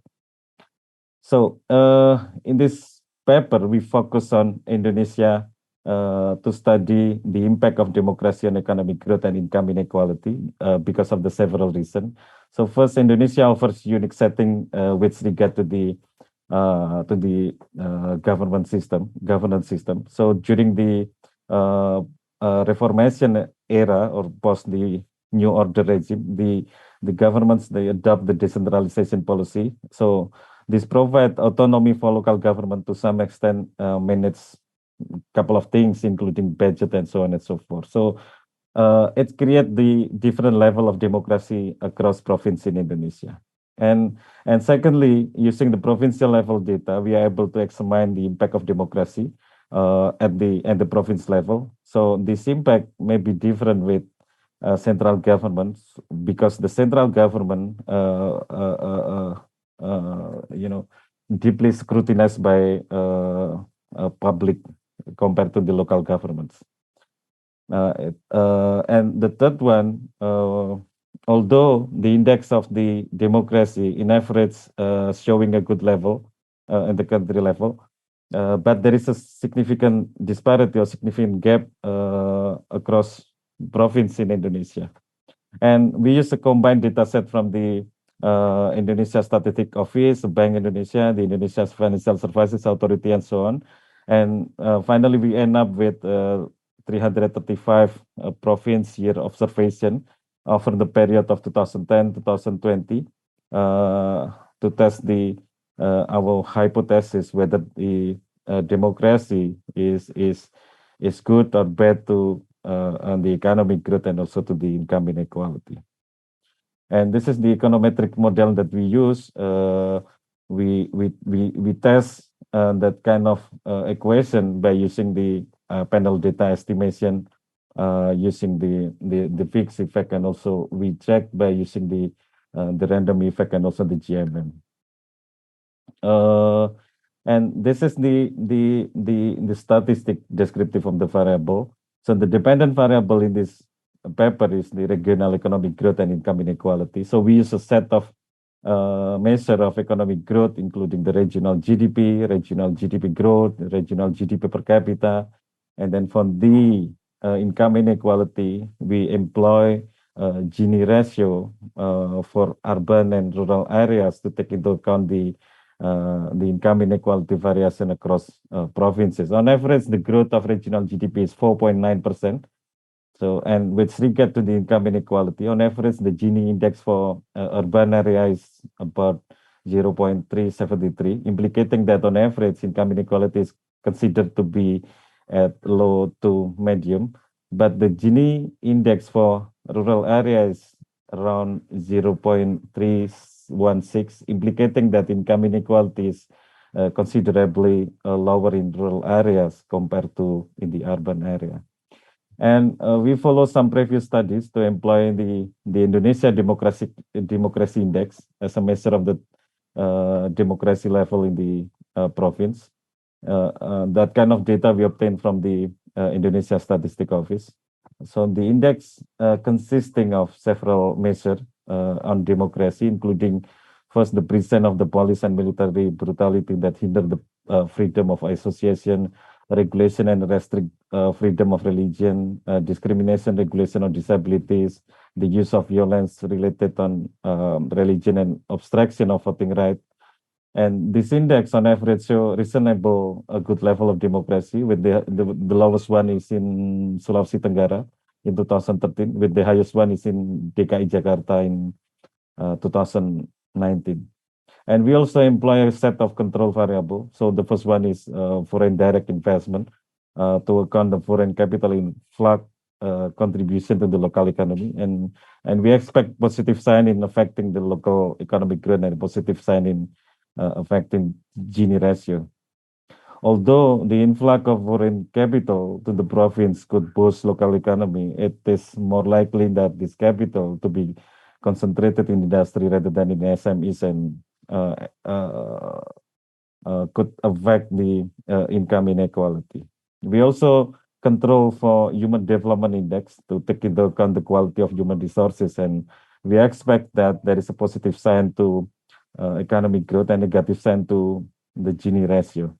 So the more developed the human resources in province will increase the job qualification and the ability to have a better job, and eventually will reduce the income inequality. And we also,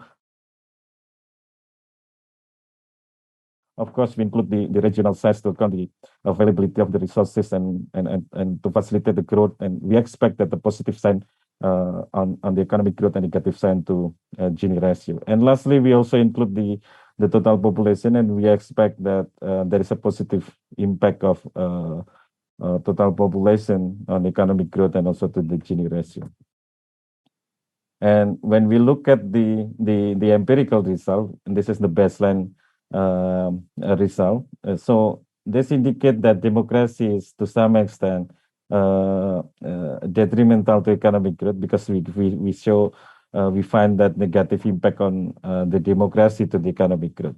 But on the other hand, it is negatively associated with income inequality. So high level of democracy in province could be considered to be associated with lower level of the economic growth. And we did some robustness check by conducting a couple of things. First, we include Jakarta in the estimation, and then we exclude also Java Island in the estimation, and so on and so forth. But we still find a consistent result with respect to the impact of democracy on the economic growth and also Gini ratio. And as I mentioned previously, so this is the summary of the empirical result that we find. So first, we find that democracy, to some extent, is detrimental to economic growth. But the good side is that democracy is associated with the lower income inequality. So high level of democracy in a province allow the freedom of association, where it could strengthen the labor union and facilitating labor to pursue their worker right better. Hence, the distribution of the income between capital and labor in democracy will favor more on labor rather than on capital. Then eventually resulting in the price of labor in the province with high level of democracy is more likely to be higher compared to their less democratic counterpart.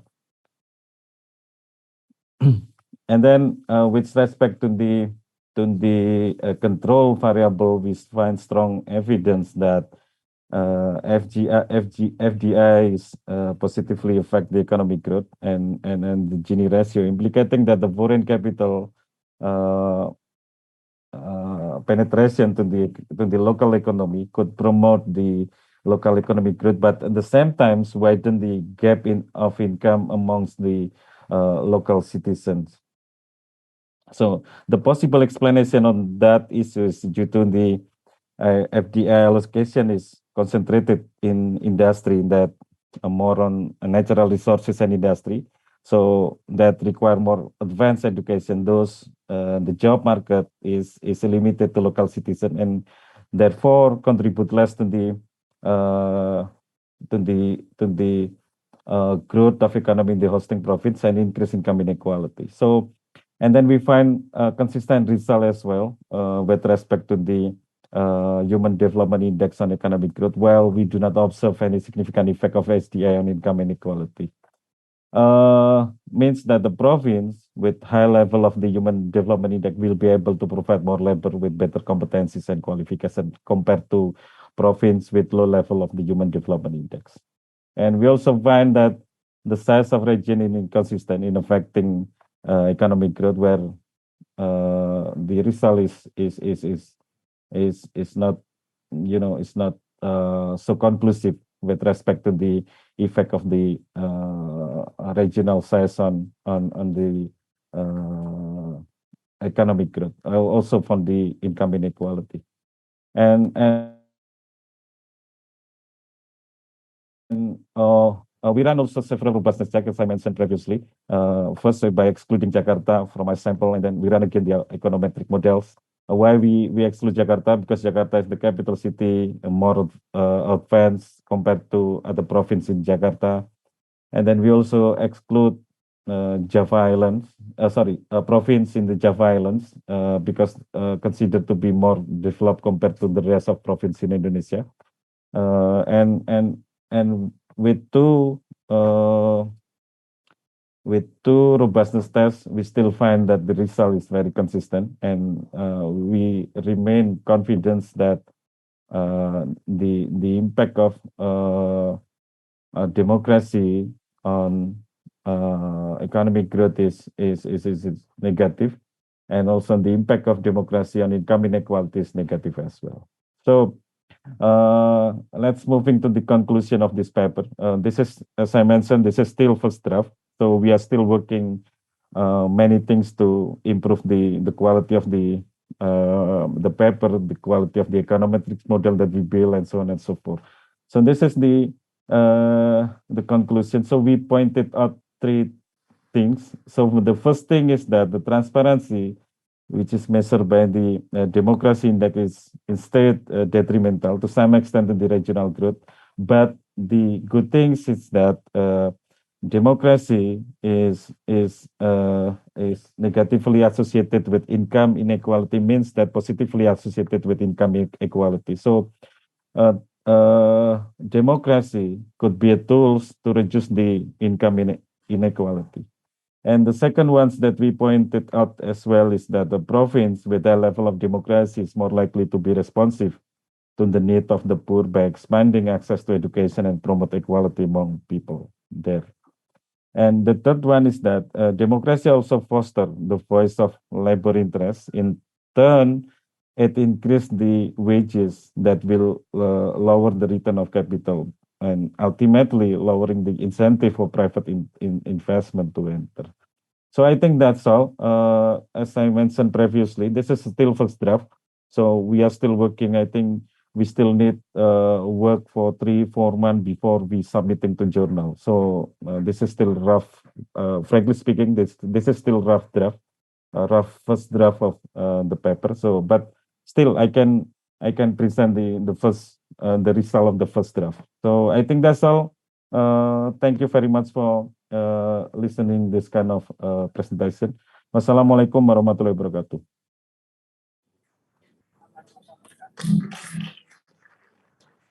Thank you very much.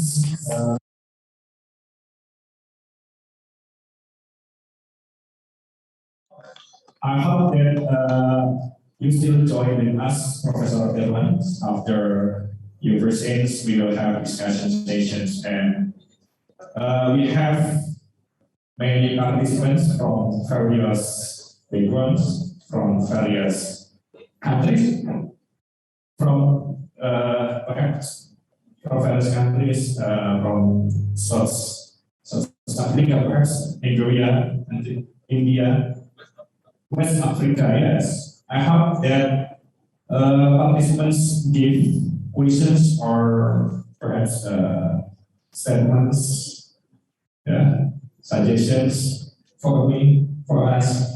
Yes, please. All our students on the stage, hello? Are you still excited with us? Hello? Yes, I suppose I see you. You are sleepy there. That's not. Yeah. In front of you, Professor Pujiyono is your lecturer. Yes, careful. Okay. So please, perhaps any questions? Yes. Yeah, from my left side, yes, which is better boy. Perhaps from West Africa, South Africa, yeah, and behind you, we are, yes. Okay, I will give to participants from my left side, yeah. What is your name? Where are you from? Yeah, stand up, please. Yeah, please. Penanya. Waalaikumsalam. My name is Masud. I am from Suriname. I have a question for Mr. Professor Schmitz. My question is, after Prof is need to be changed.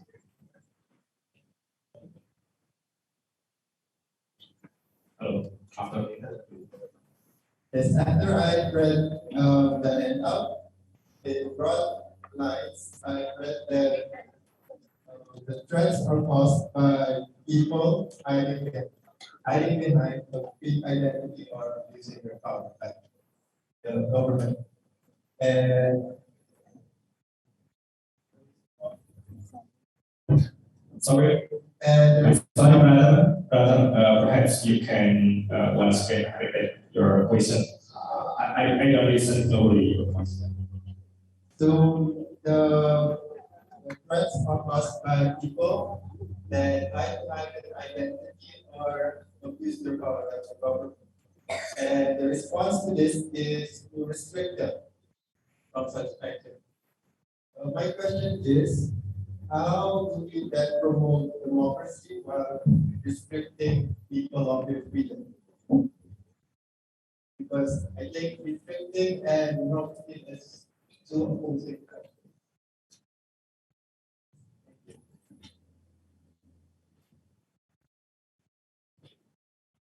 Yes, give you plus for Mr. What is your name? From Suriname. Masrul. Masrul. Okay, from Masrul from Suriname.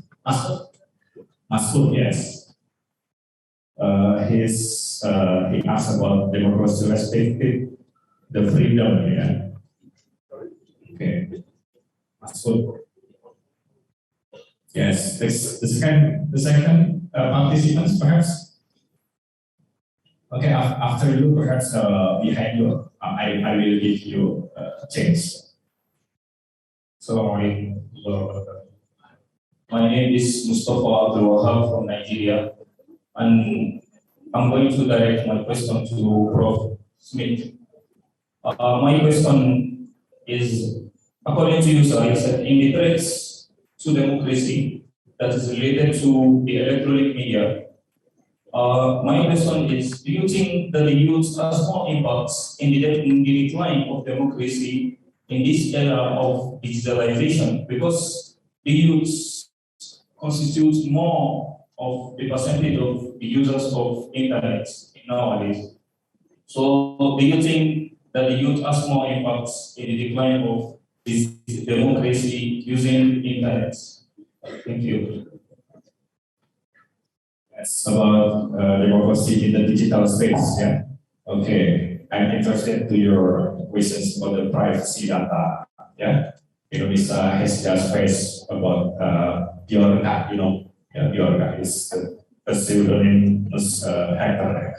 Okay, please, the third questions. What's your name, brother? Assalamualaikum, selamat siang. My name is Usman Masood from Bangladesh. My first question to Professor Dr. Thomas.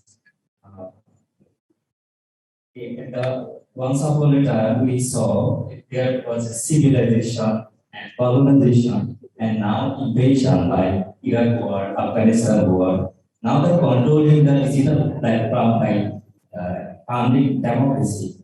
Such we are Indonesia, Bangladesh, like we are a small country, look like buffer state. In war, Ukraine and Russia, but we are also affected this war by economic crisis. So my question is, first world country try to control the whole world by their muscle power. So we need more things, not only democracy or socialism or capitalism. Is it enough to make digital control to better for democracy? Is it enough to make digital control to better for democracy? I'm sorry, brother. Can you repeat again? I don't listen to your. The main thing, first world country try to control the whole world by their muscle power. So we need more things, not only democracy, socialism or capitalism. We need more things. Is it enough to make digital control better for democracy? And the second question is another speaker, second speaker, externality. I am an economic student, economic subject student. There is economic law. Heavyweight company didn't give their externality costs when they calculate their value. So how will you add that all marginal people with economic law some externality back for welfare state? Thank you. Perhaps the MC, perhaps you can repeat about the second question. We don't listen clearly.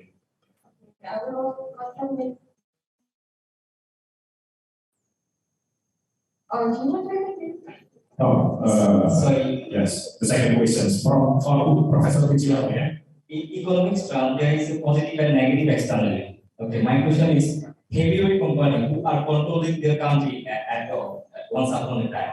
So, lot of companies who are building their economic sustainability. So, heavyweight company didn't get their externality, negative externality cost when added their value cost calculation. So, how will you add the all marginal people with economic law for building welfare state?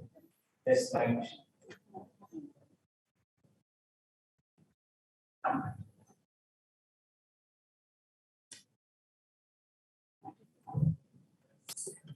Okay, I suppose there's three. The other questions we have. Oh, perhaps. Okay.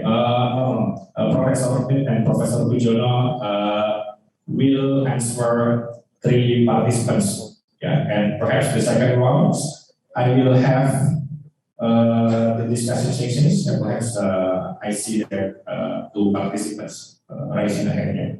Okay, Professor Thomas, the time is yours to answer. About democracy, restricted freedom of speech, digital trade, and electronic media, and Usman. Yes, thank you very much for your very interesting questions. First, I start to answer the first one of Masood from Suriname. Does it help to save democracy to restrict freedoms? That is a very good question. And it's very important that we talk about that, because I have outlined a couple of threats to democracy. In particular, cyber intimidation, cyberbullying, hate posts, fake news, lying, disinformation campaigns are threats which can destroy democracy. The only way to fight against these threats is to respect. That is my thesis. There is no human right to lie. So, disinformation should be stopped. However, and we need to be sure about that, our instruments to protect democracy can be abused themselves to damage democracy or to abolish democracy.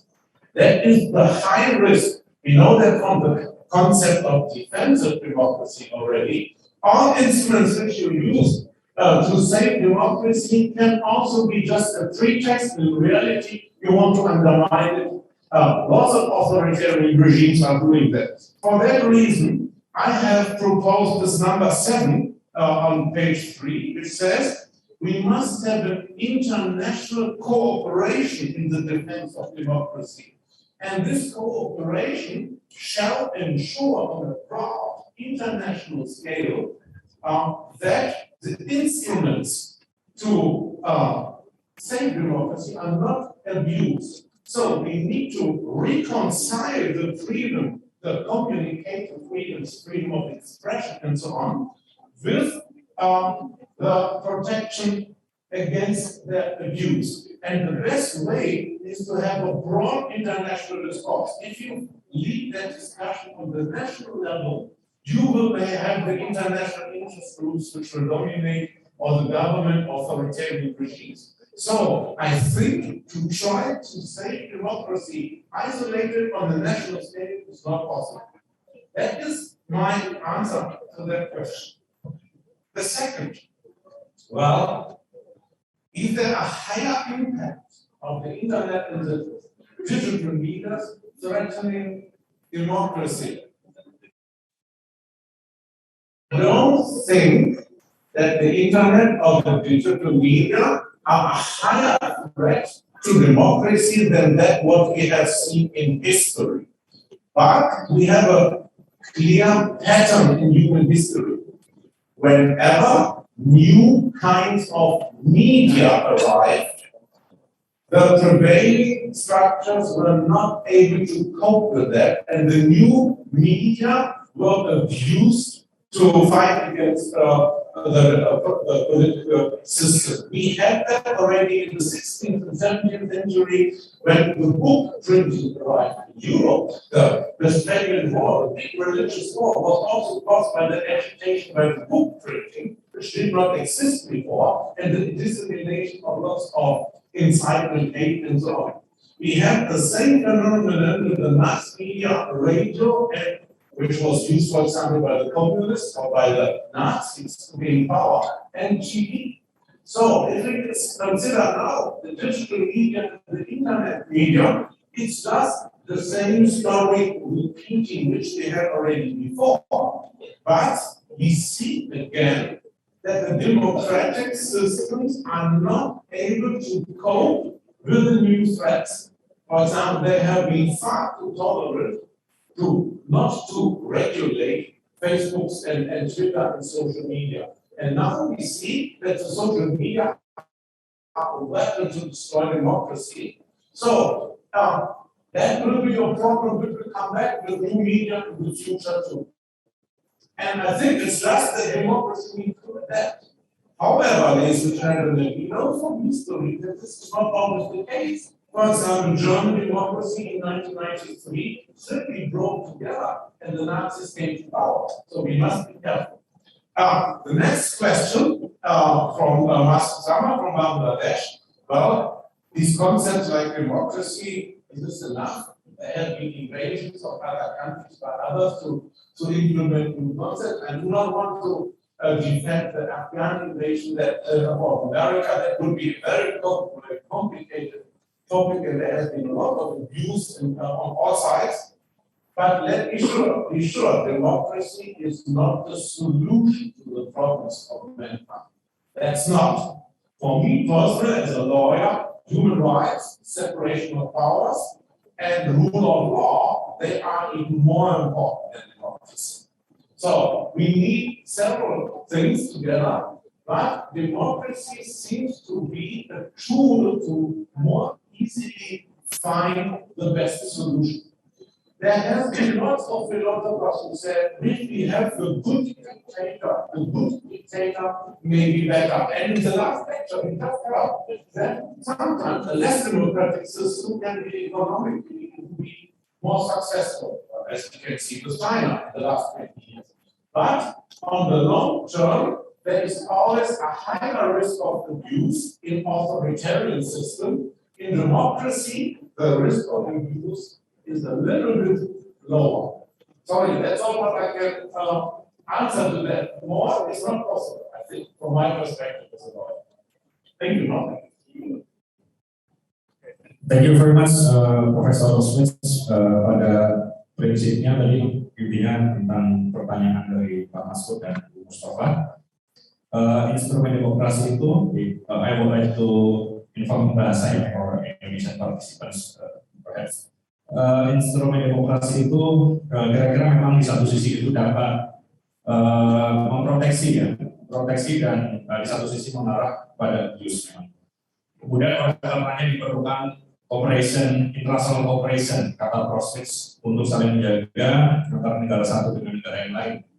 Kemudian sehingga di sini international response sangat penting ya untuk menghindari misalnya ada otoritarianisme ya dari satu negara, jadi negara lain bisa memberikan perhatian seperti itu. Oke, terima kasih. Ya, silakan mungkin Profesor Pujiyono. Thank you. The answer about authority. There is the theory about the absolute power. Absolutely, yeah. So the power must be restricted. Maybe the absolute power, the authority, the authoritarian can make our economic growth faster, but the must be restricted because if not restricted, absolute power will collapse absolutely, and this the highness of authoritarian. I will answer the question from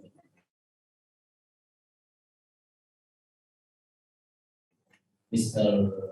Usman from Bangladesh. Waalaikumsalam. Thank you for your question. This is good question. I will make a declaration in medicine in Indonesia and medicine with other developing countries and your countries. In Indonesia, we have Article 33 our Constitution that said that our economics must be created by kinship, fellowship, kinship, familiarity, and we call it kinship. Then how much the kinship? Kinship, there is an explanation in verse 3 that national resources must be derived to reach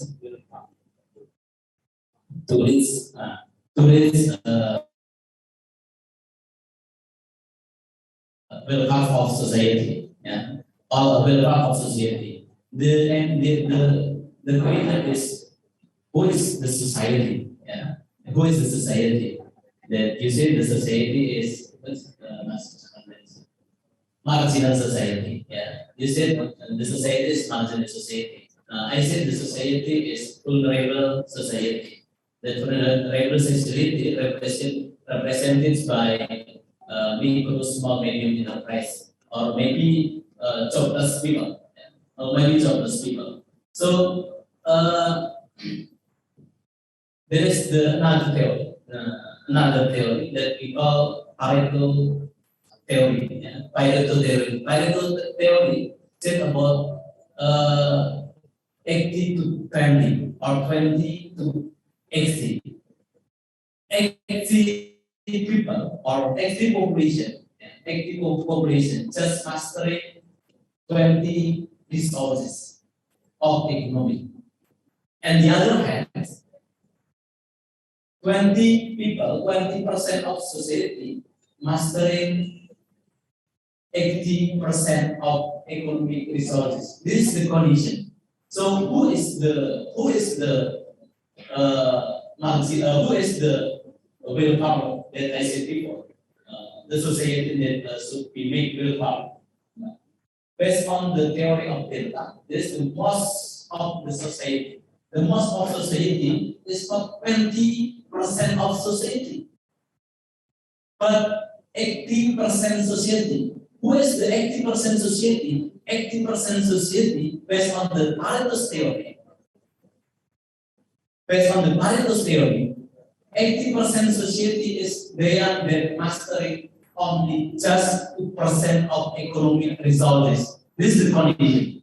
Yeah, this is the condition. So the direction of economic law should be focused to 80% people, 80% of society.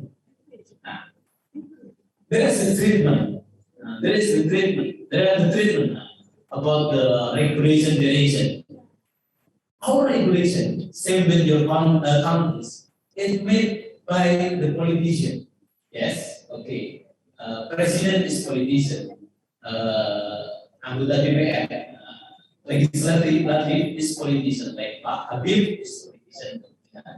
And the cost of political election is so high. This is the treatment, the problematic. How the regulation be focused. If the political cost is so high. This is the condition. So we hope politicians use their conscience, use their heart to make regulation give the side to the cost of the people, cost of the society. Make a set to 80% of the society. This is the first condition should be. So I asked to Pak Habiburahman, meskipun biaya politik mahal untuk jadi DPR, tapi saya yakin Pak Habiburahman ini orangnya sangat baik hati dan tidak sombong. We call it in social media Pak Habiburahman itu Babang Ganteng. Is that Pak Habib? Okay. So we hope politicians like Pak Habiburahman use their conscience, use their heart to make regulation that give side to the most of the society. That you said marginal, that I said 80% of society. And the second condition, maybe nanti Pak Habib bisa menambahkan. The second condition is the sign of the democracy system. Yeah, the condition of a democracy system is there is social competition.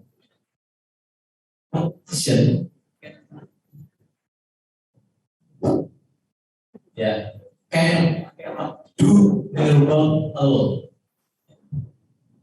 So we are, as the society, as the citizen, should accompany the politician like Pak Habib.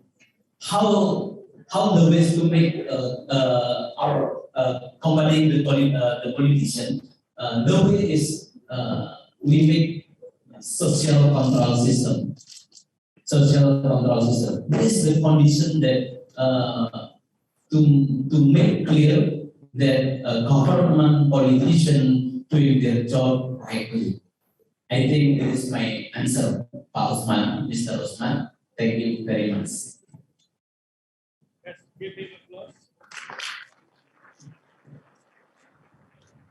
Okay, thank you very much, Professor Thomas and Professor Pujiyono, for your response, wonderful response. Perhaps Dr.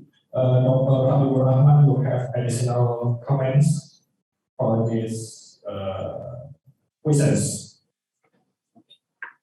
Yes, thank you very much.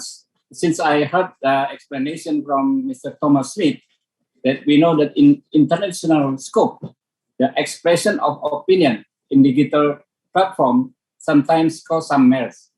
But we should admit that the freedom of speech must be guaranteed. since it is one of the most important things in democracy.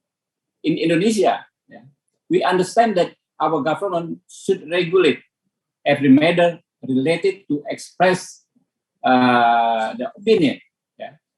In the other hand, the regulation should honor the principle of democracy. That's why if we read the draft of our new penal code, criminal code, it's complete already. It respects the principle of democracy and guarantee the right of the people. Guarantee also the principle of democracy. Thank you very much.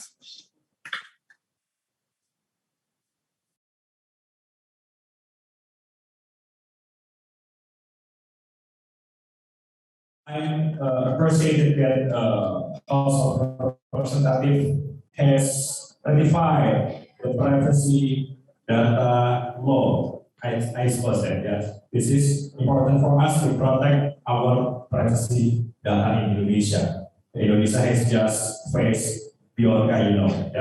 This is serious threats over internet era in our country. Okay. Our committee informed that we will have the second round. I will give only 2 questions. 2 participants, I suppose. Please. Just now I have seen 2 participants raising hands. Yes. Oh yeah, perhaps those participants are gentlemen, or boy. I want to appoint.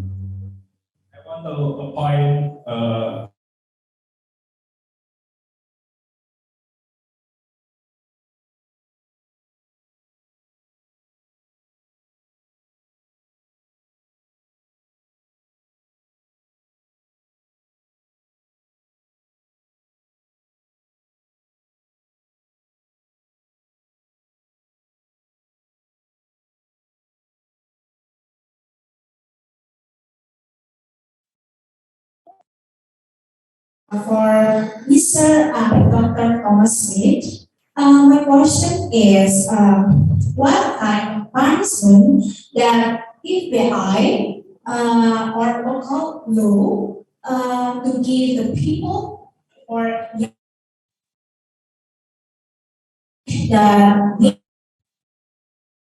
given such false? Thank you.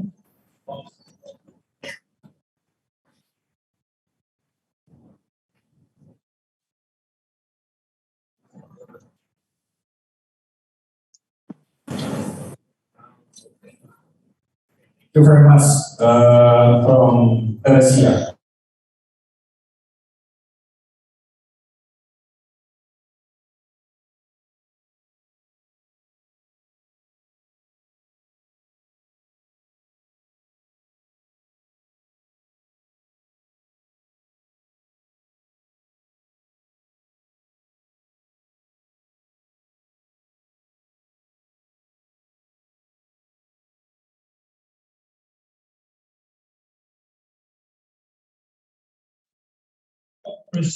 Self-sufficient until case like this.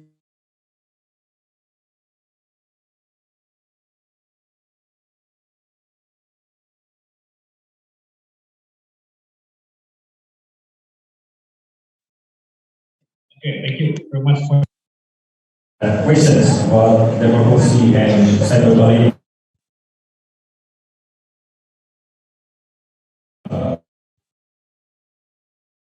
Those participants to Professor Thomas. Yes, the first punishments related to post of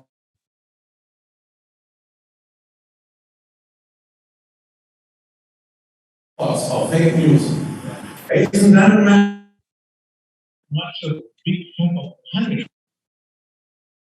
of usually a sanction which does not work effectively. It's more important to stop the spread of hoax spots. So, if it is not personal defamation of a person, if it's just a wrong information, in many cases, maybe a punishment would just be a small fine, or we don't need a punishment at all. What is important is that the providers stop spreading the hoax. What we see in Europe is that the fake news, they are on the first stop in the line on Facebook because they attract the attention and they get read everywhere. So I would say, Roy, it's more important to take sanctions against the providers of social media to force them, for example, to filter out fake news which are evidently fake news, or to react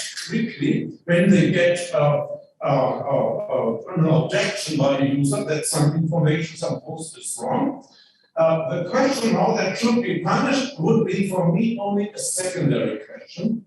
And I think in simple cases, just a fine, like in traffic, that would be enough. And only in serious cases, which is defamation against the person, the dignity of the person, then you need a criminal punishment. Concerning cyberbullying in democracy, I consider this indeed a big problem. What we see now, I'm not sure if it's as big in Indonesia, but we see that clearly in Europe, that cyberbullying is used to stop democratic participation. That's why, how comes it's mainly used by stupid old white men against women? And if there is a woman politically active and she comes from an ethnic minority and she may be young and maybe even Muslim, then lots of people are bullying her, threatening her, intimidating her, because they simply want to exclude a whole segment of a society from the democratic discourse. So, for that reason, I think we must be carefully, in particular, if the cyberbullying is used systematically, as it is done. For example, it's mainly used by racists in Europe to stop people who are female, young, and from a different ethnic background. That is indeed a problem what the legislator must address. Thank you. Plus. Perhaps Professor Pujiyono, any additional comments? Okay, thank you. Again, everyone, our committee found that it is up, yeah? And perhaps after this discussion sessions, we will have photo session, yeah? Photo sessions. The next session is photo session and giving out the mementos. Will be given by the chairman of committee, Dr. Sebelas. Okay, thank you. Yeah. Okay. I'm moderator of this conference. Thank you very much, especially for honorable, wonderful speakers, Professor Dr. Thomas Schmitz from most handsome speakers on this room, Professor Dr. Pujiyono, and forget to applause for Dr. Habiburahman. Thank you very much for joining us. And the fourth speaker, Professor Irwan, thank you very much for joining us. Thank you. And the moderator, if I have the mistakes, I will try to apologize with you all. Thank you. Assalamualaikum warahmatullahi wabarakatuh. Okay.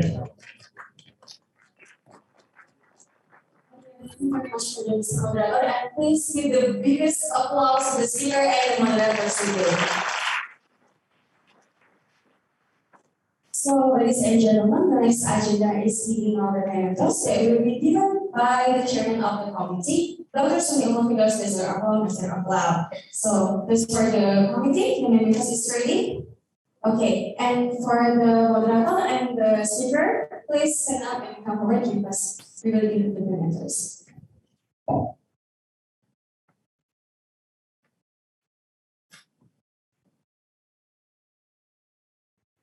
Yes, that's yes.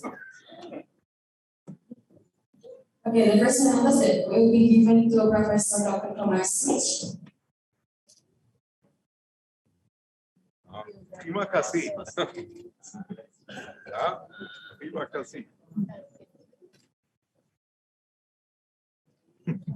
Okay, and the next mentors will be given to Dr. Pujiyono. Okay, thank you very much, please, Dr. Mo. And I would like to invite Mr. Popo Dajamotri because we want to give the mentors first.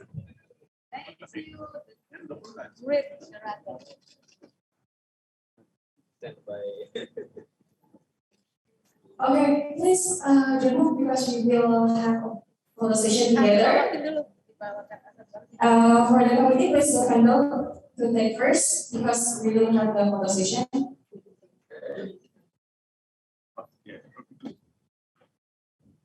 It's okay, don't worry, we will give you the members again after this. Okay, please. The first conversation is only the speakers and the German committee. Please, for the photographer, give the signal in 1, 2, 3. Okay? On my count.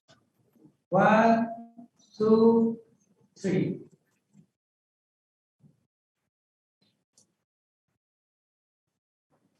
Okay, for the next session, I would like to invite the research group of Universitas, please, for the lecture to come forward and we will have the photo session together.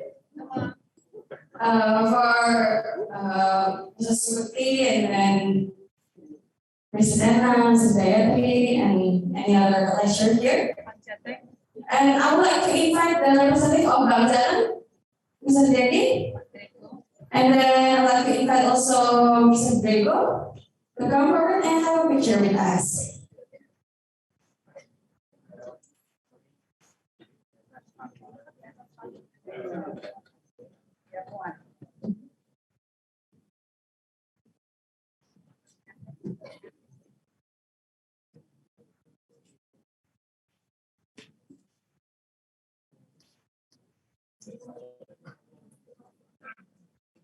Okay. On my count.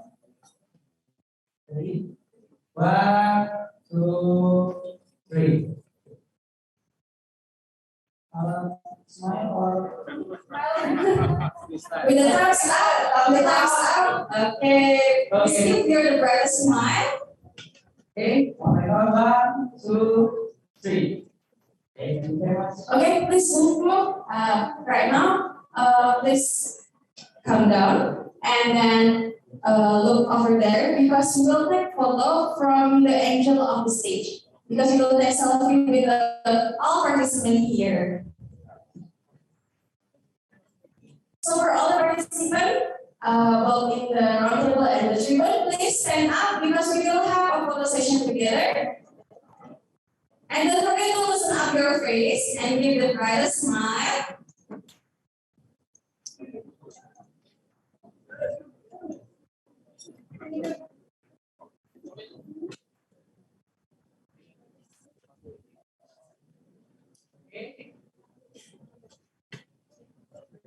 Ready for all? On my count, 1, 2, 3.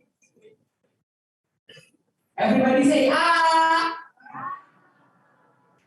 Okay, thank you very much. Okay, thank you very much. Okay, and for the speaker, please sit on your assigned table.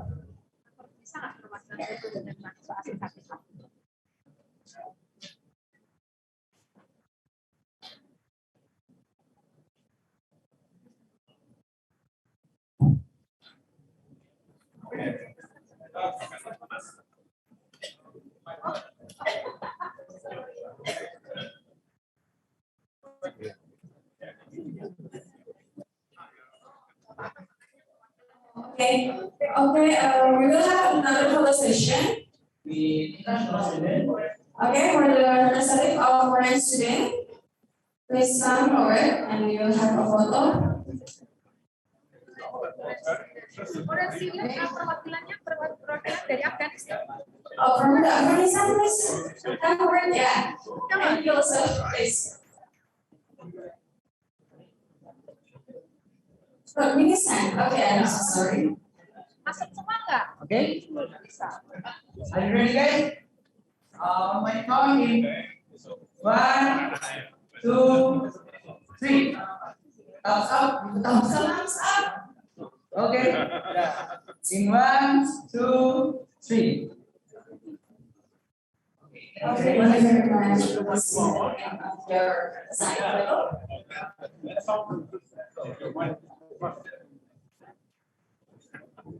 Okay, ladies and gentlemen, we already end the international conference, but don't forget, don't move first. I would like to greet again all the participants, and we will loosen up our face because I think that the atmosphere is so tense after the discussion. So, okay, repeat after me. Please give me your big smile with your teeth show. Okay, we'll loosen up our face. Please smile. Okay, and then say, ooh. Okay, I think that we already loosened up our face and ourselves. Dear Excellencies, esteemed speaker and moderator and all participants, our favorite singer today, Miss Anita, will entertain us today with another spectacular performance. So, let's not waste any time. Please welcome Miss Anita.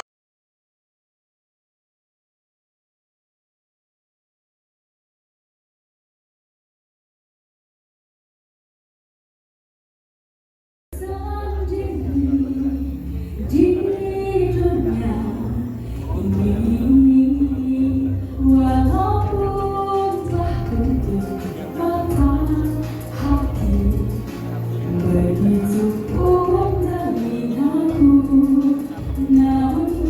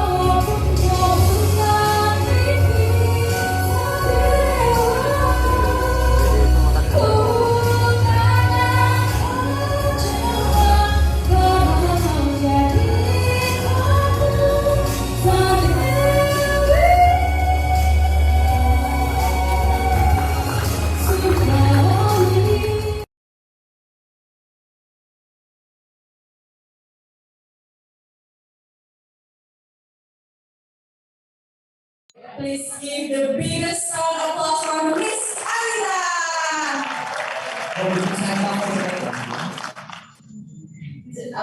Her voice is really good and really sweet. The participant will rise. Okay, thank you, Miss Anita, who tirelessly attend us today. Please give another applause to Miss Anita. Dear participants, we would like to inform you that attendance by filling of attendance form and orally or QR code that will be shown on screen. For the committee, please show the QR code.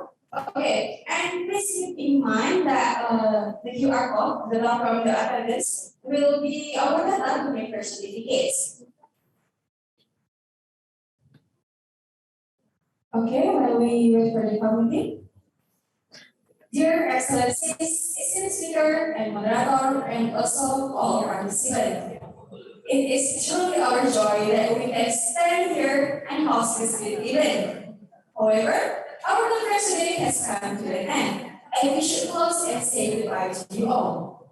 We would like to say thank you very much that you have come here today and give us the brightest academic spirit to our conference. And now, we will close the International Conference for Democracy and Nationalism 2022 today, right now. Wassalamualaikum warahmatullahi wabarakatuh. See you next year at the International Conference for Democracy and National Resilience 2023.